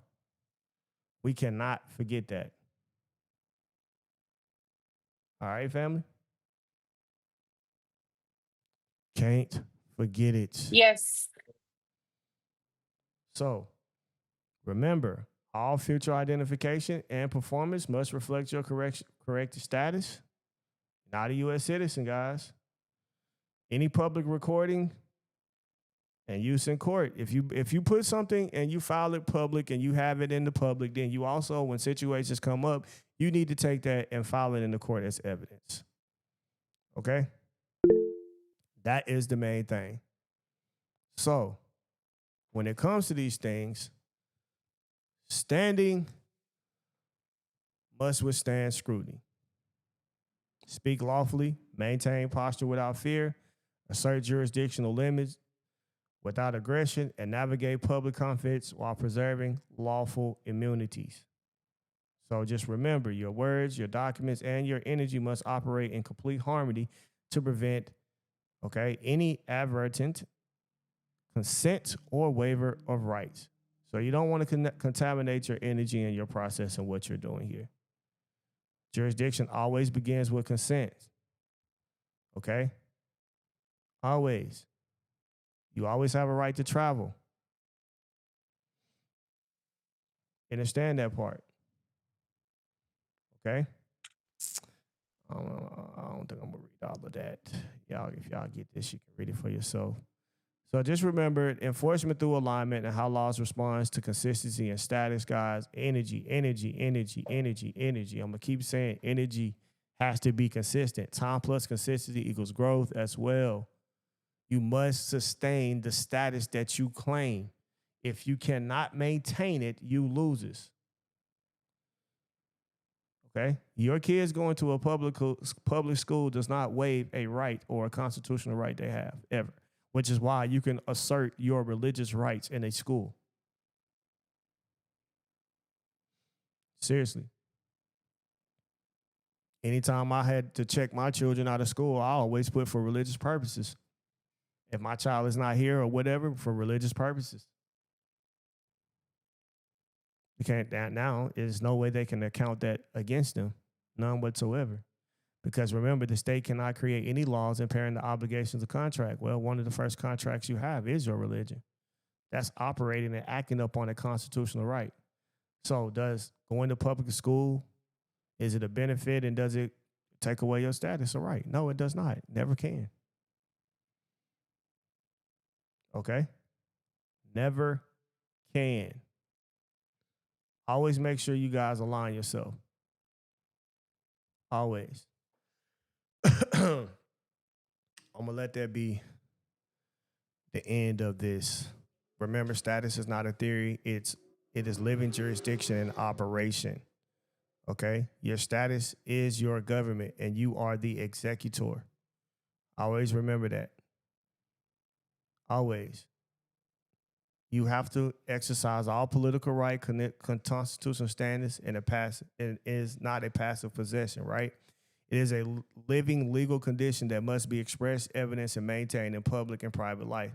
The status of a state national is not a symbolic title or ideological position. It is a jurisdiction designation that arises from one's lawful origin on the land and becomes enforceable only when consistently embodied in speech, action, documentation, and public record. Make sure we do that. Okay? A state national is governed by the common law of the land, the original constitution of their state, and the union, natural rights doctrine as well, and self-executed legal standing outside federal administrative control. So remember, you are the highest lawful authority over your affairs, unless you consent otherwise. You are your own consular authority, notary of the record, and executor of your own legal estate. All right? There is no external government over you unless you contract into one. The government is a trust, and the trust belongs to the people. Your body is private, and your record is public. Okay?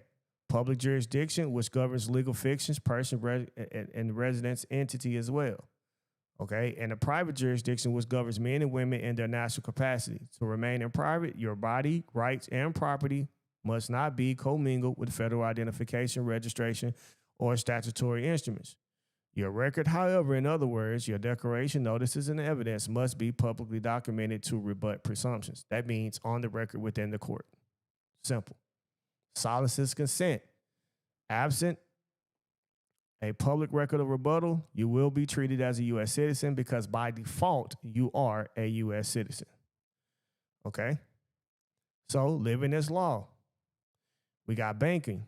Use PMAs, which is why we got the private banking class coming up to show you why you need to be doing this and operating as state nationals.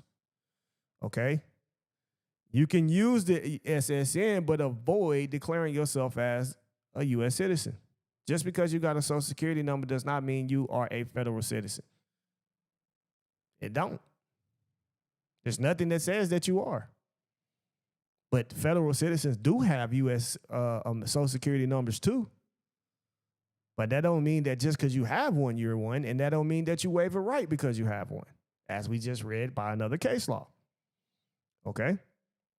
When it comes to employment and income, structure exchanges of labor privately as contract law permits and avoid IRS-reported employment where possible. But again, you as a private individual have the right to what?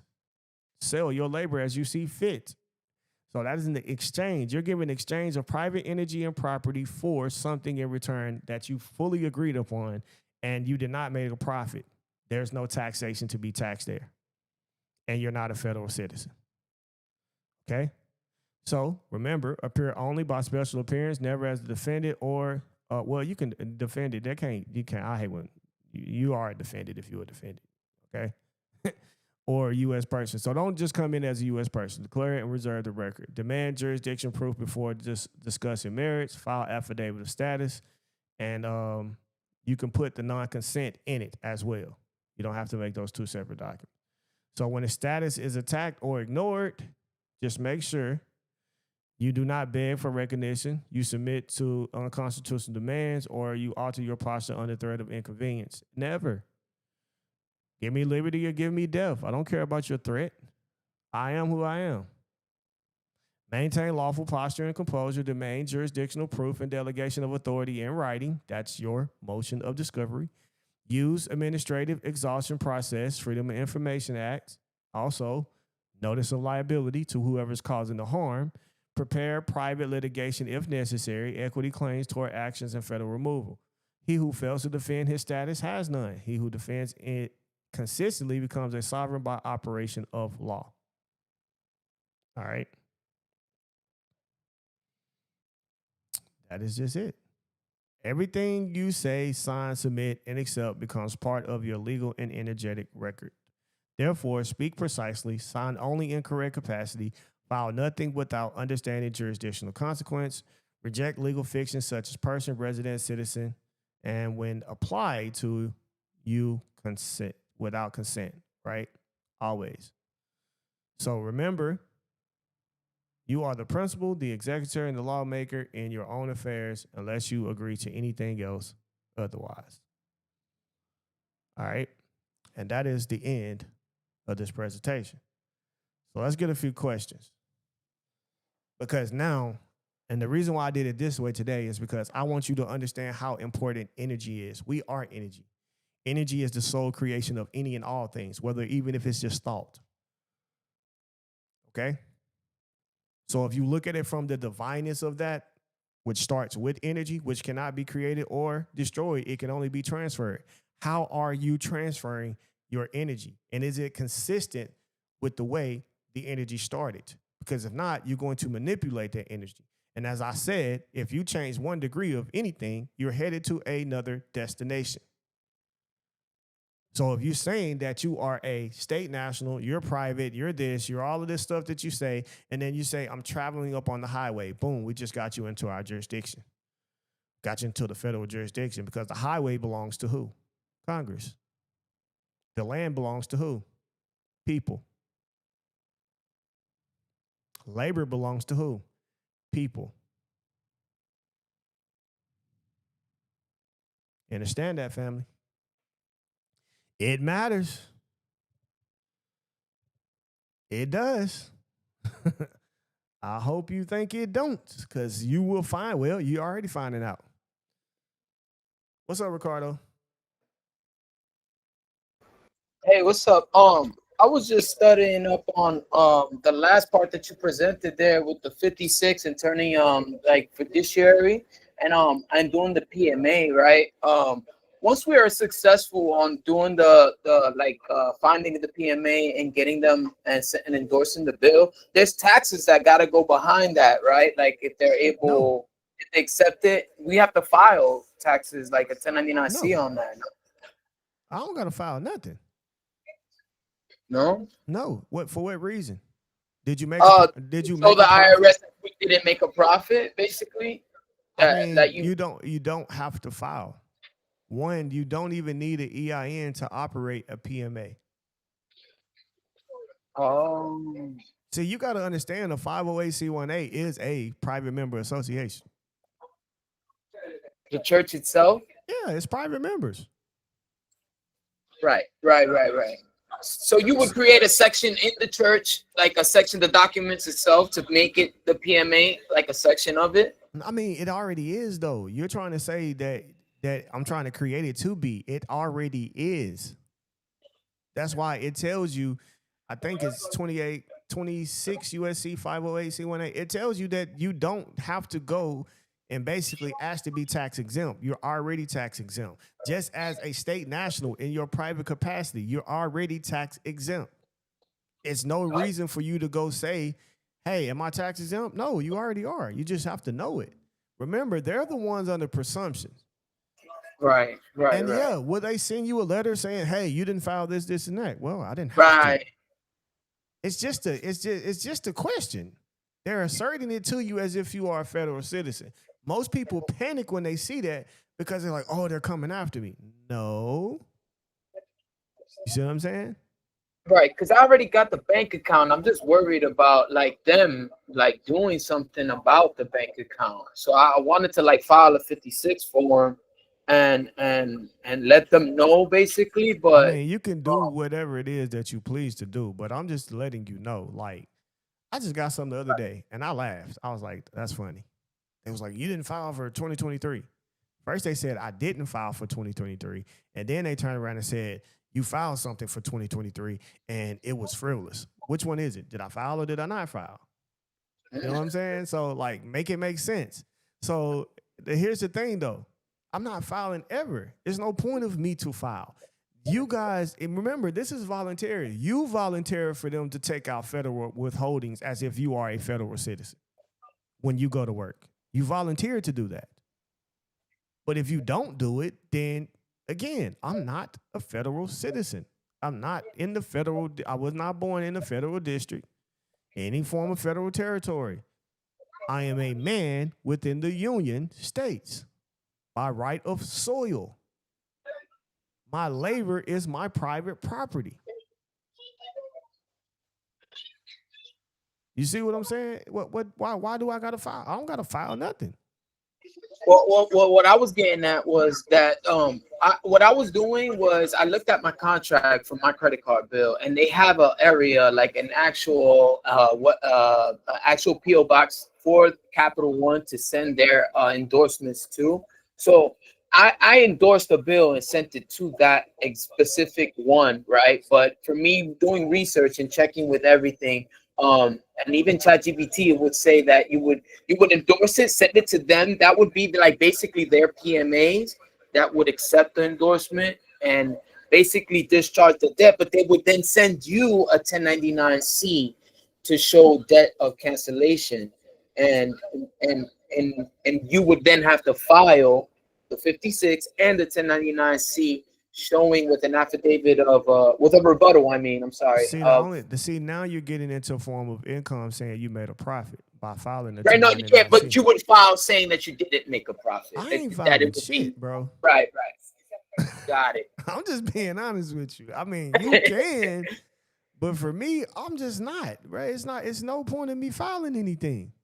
I'm not letting them, because like you gotta think about it. The only way they can federally withhold anything from you is because you are a federal entity and you're operating as a federal entity or a commercial entity for profit. Other than that, what are we doing? We don't have to. There's no point in doing that. I don't think that there's anybody that would live to make that happen to where they had to do that. Like, okay, even the shows I watch a lot of different foreign shows or whatever, and they have like during the Byzantine Empire, etc. They would always go to the markets and say, hey, we taxing those of you who are here making profit. You see what I'm saying? Right. That's who they tax, because you remember, they use the Byzantine Empire market to make money. So it's also if they was licensed to receive one of those stalls to sell their product, which came with a tax. Now, if they just would have stayed at home and had somebody pull up at their crib, but it's more convenient to have everybody there where a market was created. You get what I'm saying? Yeah.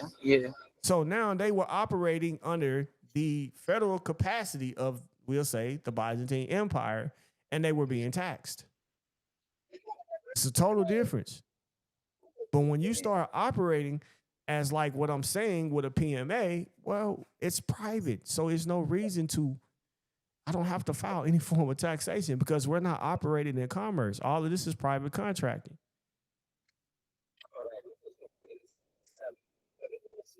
There's no reason to. That's it, man. I appreciate you. That gave me so much clarity, man. I really appreciate it, man. All right, no problem. Tammy, what's up?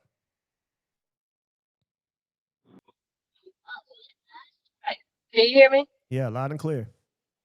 Okay. So this PMA or the status, can that or the 508, can that only be used the five oh, let me get it right.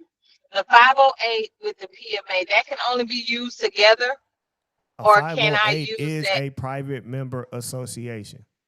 Right. Okay.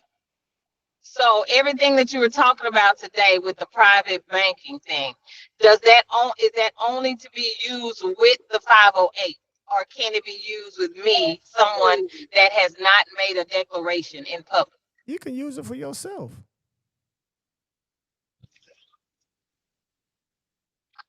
Okay. Okay. Everybody did we just got into this corporate thing. We ain't been into corporating and we just got into this since the late 1900s. Before that, PMAs was everywhere. You might have a few powerful corporations that were doing like railroading and certain industries, just dealing with iron and all of that type of stuff like that. But everybody else was PMA and it's bartering with one another, where there was no Right. way or for taxation in any shape, form, or fashion. Okay. All right. All righty, Empress Majestic Earth, what's up? Okay. Hey, how you doing, everyone? Okay, so my question is, I was the one who asked about the passport. So I got my passport already. So how do I go back and fix that? As far as Redo making another myself one. just redo it all over again? Yep.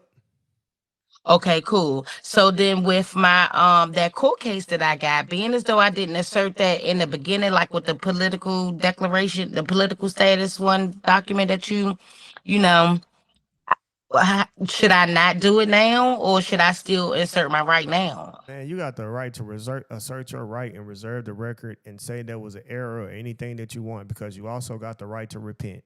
Also got the right to change your mind, which is a liberty. Oh, okay, bad. Okay, thank you. Absolutely. What's the first thing I do? Status. Come on, give me a put it better question there. What's the first thing you do to correct your status? Study the law to know your status. Status has everything with doing with being knowledgeable of the law to assert the law. That's it.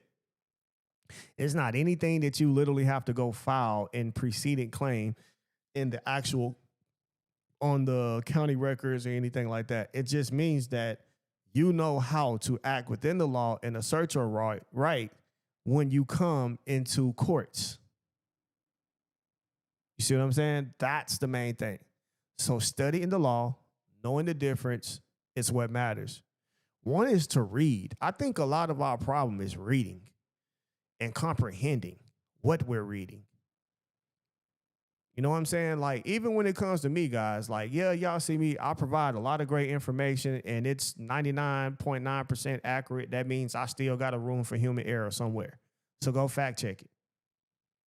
You understand what I'm saying?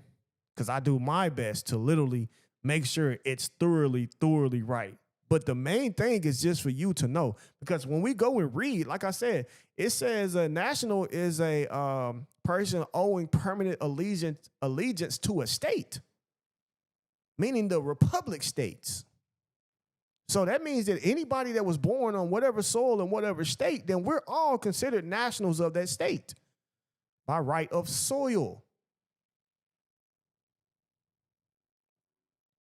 That's the difference.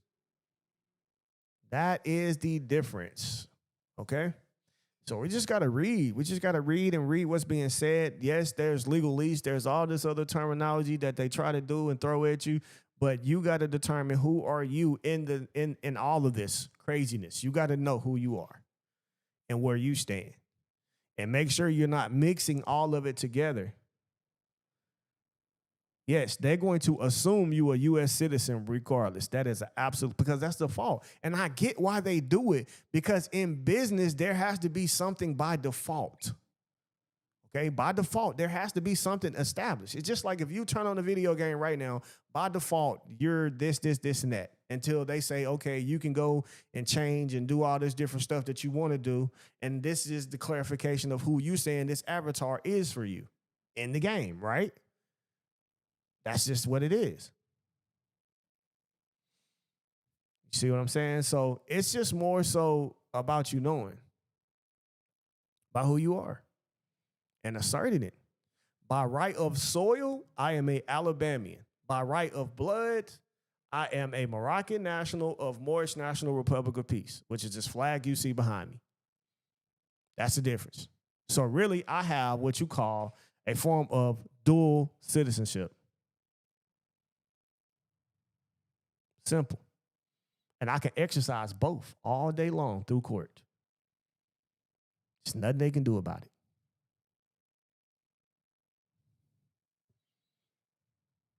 Any more questions, guys? What's up?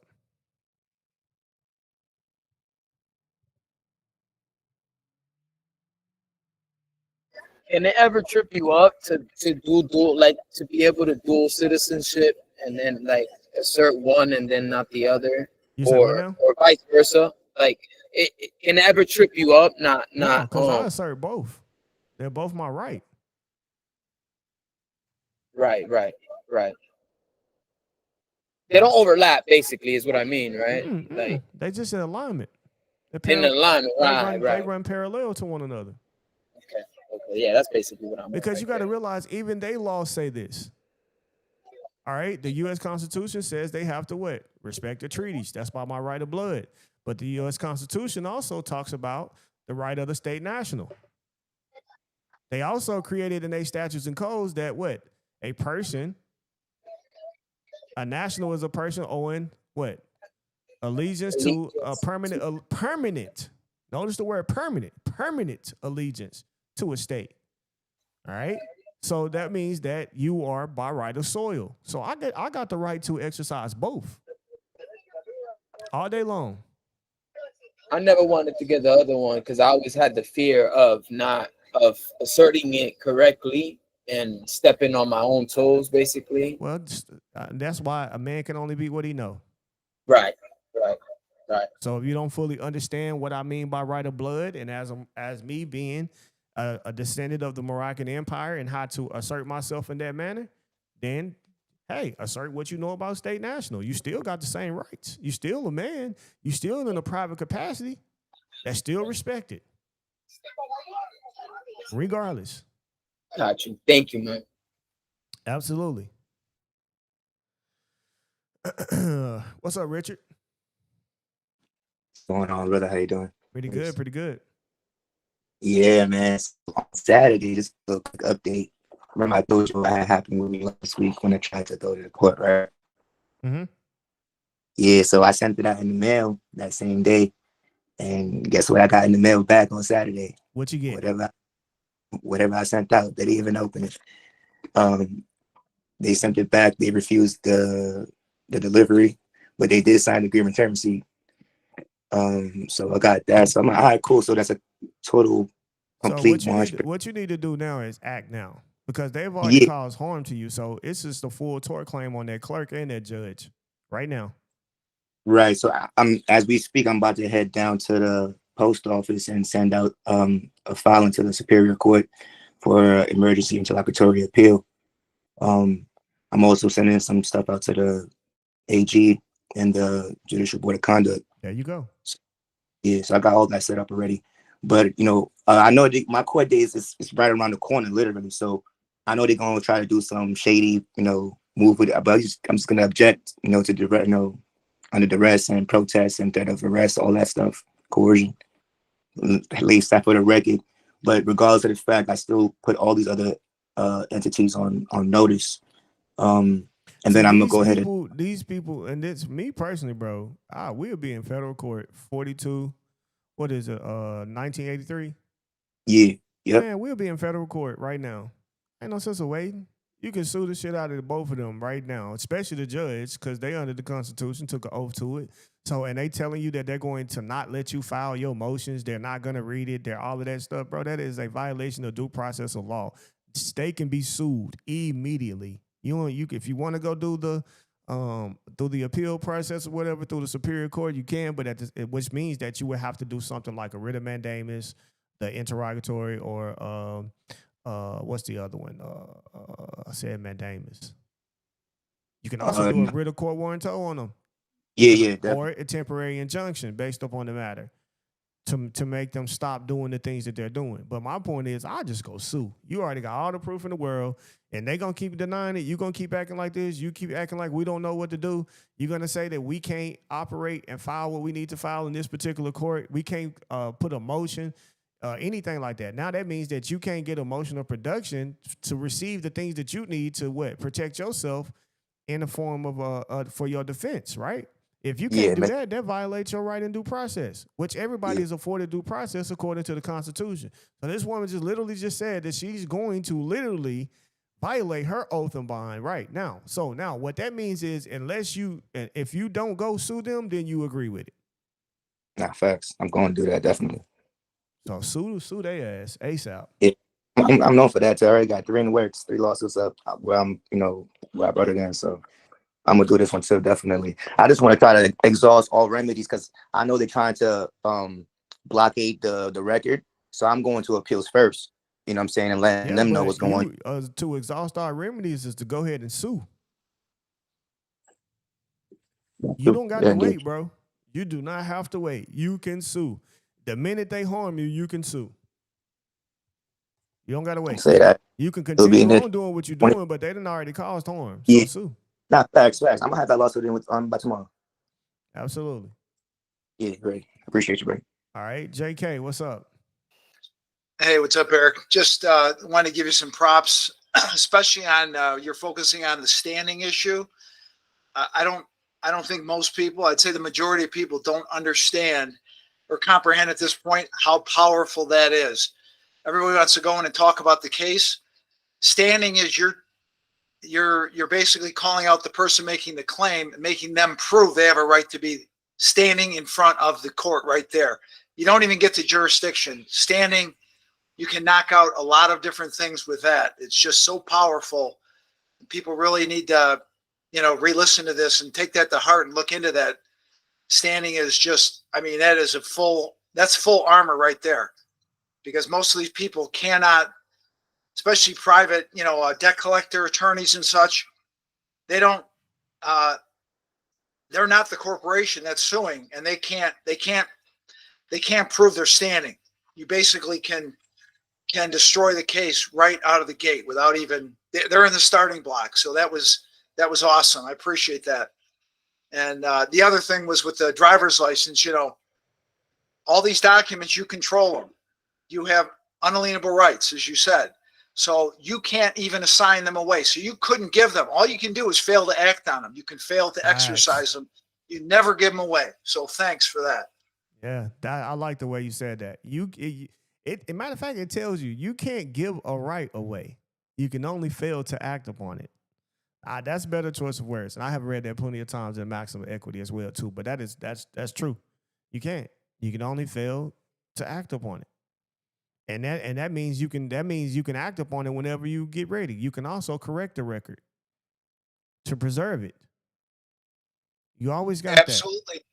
Yet you make a mistake. Oh, ask forgiveness. You go right back to go. In other words, it's not like Willy Wonka. You took a sip of the drink and everything's over. We're human, right? The air is human. Forgive is divine. So you just ask for forgiveness and reset the court. Exactly. Absolutely. Totally agree. So somebody said, how do you place property into trust? What'd you say? Go ahead. My bad. No, I said I needed to hear that, what he just said. Oh, okay. Absolutely. How do you place property in trust without it being associated with you? Literally just put it into the trust and let the trust own it. Simple. But you still, as a national, have the right to, in your capacity, to own property without a trust, because you are the trust. Like, that's another thing. In your private capacity is a form of a private trust that is fully protected by the Constitution. But again, we just to be honest, we're establishing trust to assert the actual asset as being protected for the future of the posterities that is involved into the actual trust. And that's one reason why we do it. Now, it's many other different ways, but again, once you start operating with what I'm saying, and as a state national, you are giving, et cetera, and then you're killing the presumption with the actual 14th Amendment citizen. Because even if you're going to say, even if they want to assume that the grantor is a 14th Amendment citizen, you just make sure the trust owns all the property. That's it. And you got the right to operate. They can't take that away from you. But words is powerful. The most thing that I want everybody to understand here is words are powerful. You guys stop saying, I'm traveling on the highway. You're traveling on the land. Okay?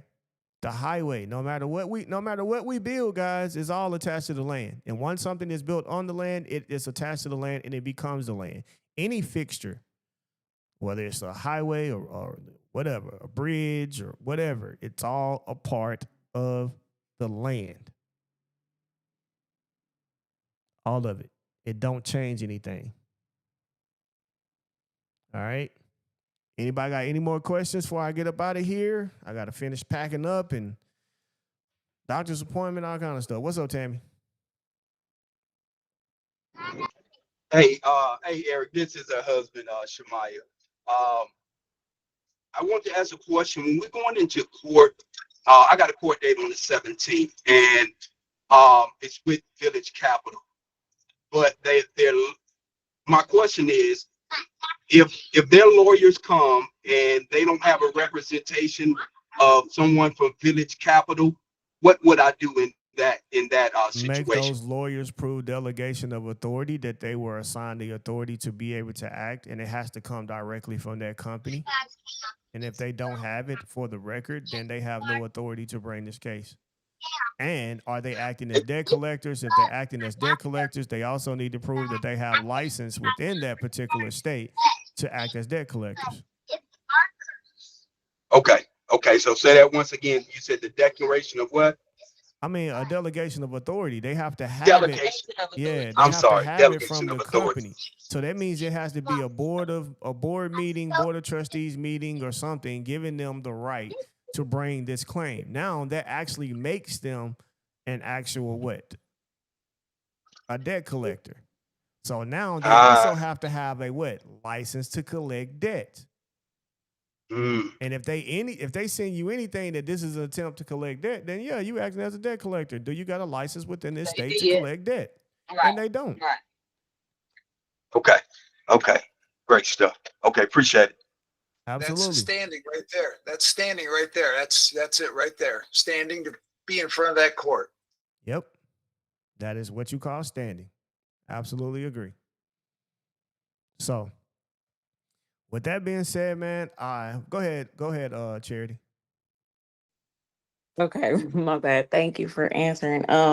So I was listening to the previous guy's question. So, my suit is by an attorney too, and I looked and they do have a debt collection license. So does that mean that they're like they can't be both, right? Well, here's the thing. They also got to prove the authority that they was given to operate and act on behalf of this company. Then, not only that, if they can operate and act on behalf of this company, that means that they're the one that's supposed to have the original note there as evidence within their hands right then and there. Still goes back to standing.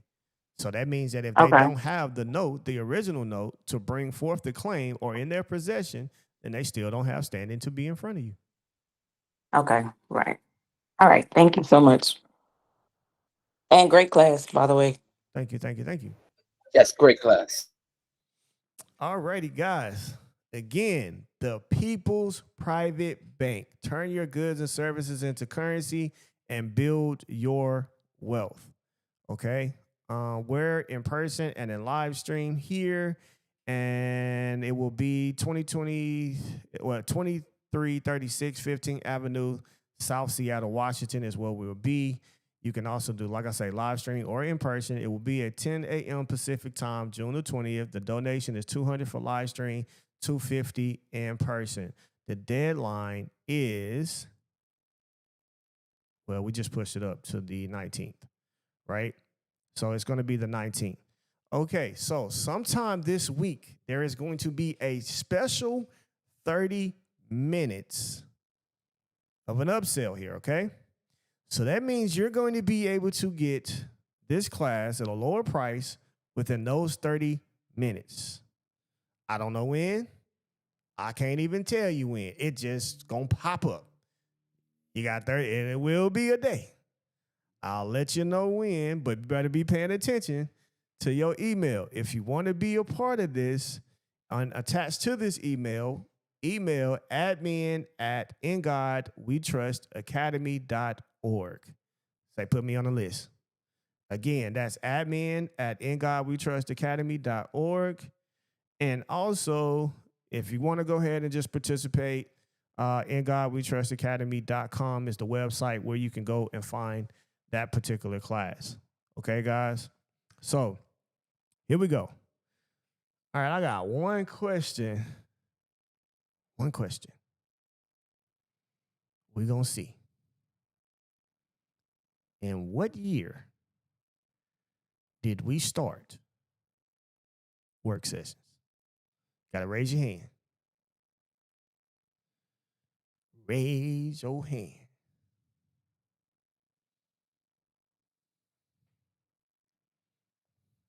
In what year did we start work sessions?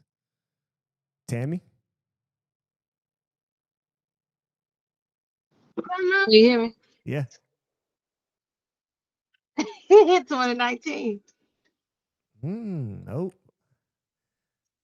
All right, Jessica, you was up there. December 2023. Nope. All right, no, he finna get it right. Go ahead, JK. 2022, wasn't it? I thought July. Yes, it was 2022. So you get to get into the free class. All right. You get to get into People's Private Bank free. Oh man, you're kidding. All right. That's man. All right. Well, man, you're giving me two gifts. You gave everybody standing and that for me. I appreciate it, man. Absolutely, absolutely. All right, guys, throughout these next few days, we'll still be doing a giveaway a day, so you will have other opportunities to win. Make sure that you're being able to follow us for the podcast or me going live. I will be going live on Facebook under my name, Eric Ingram Bay. That's INGRAMBEY. I do have a check beside my name, so make sure that you follow, and there will be other opportunities. I'm going to allow at least 8 people into it freely. There are some people who are trying to pay for others as well, so it'll be like it's already been paid for. So I will say that. I've been asked for people that wants to do that for others. I get asked that all the time, so I'm gonna make sure that I do those giveaways to you guys and giving you an opportunity to win that as well. So just know that a lot of these giveaways is somebody else has already paid for another individual to be able to take the class. So they don't want their names to be mentioned, stuff like that. But at the end of the day, it does happen a lot, and I always appreciate you guys who come and do that for others to be able to take the class. All right. Well, with that being said, guys, what would you rate today's class? Infinity again. Infinity. Appreciate it, man. That's a great one. Y'all have a great one. We out of here. You too, man. Blessings to you and yours. Blessings. I've been through the rain. I've been through the storm. I've been through the pain, and it's hard to stay calm. Yeah. I bet the sun gon' shine on me. It's gonna shine. I bet the sun gon' shine on me. It's gonna shine. I've been through the rain. I've been through the storm. I've been through the pain, and it's hard to stay calm. Yeah. I bet the sun gon' shine on me. I bet the sun gon' shine on me. All of the pain inside, it's hard to let the shit ride. Homicide, why they take my nigga life? Seems I got some shit with my family, I'm trying to get it right. 2 daughters, 2 mother, 2 family, that's right. This the shit I live for, I keep that shit they kill for. Try to kill my spirit, yeah, my music what I heal from. Keep that weed coming, cause I ain't trying to feel nothing. That shit broke my heart when I caught my cousin stealing some. Tell me why me, when I'm really trying to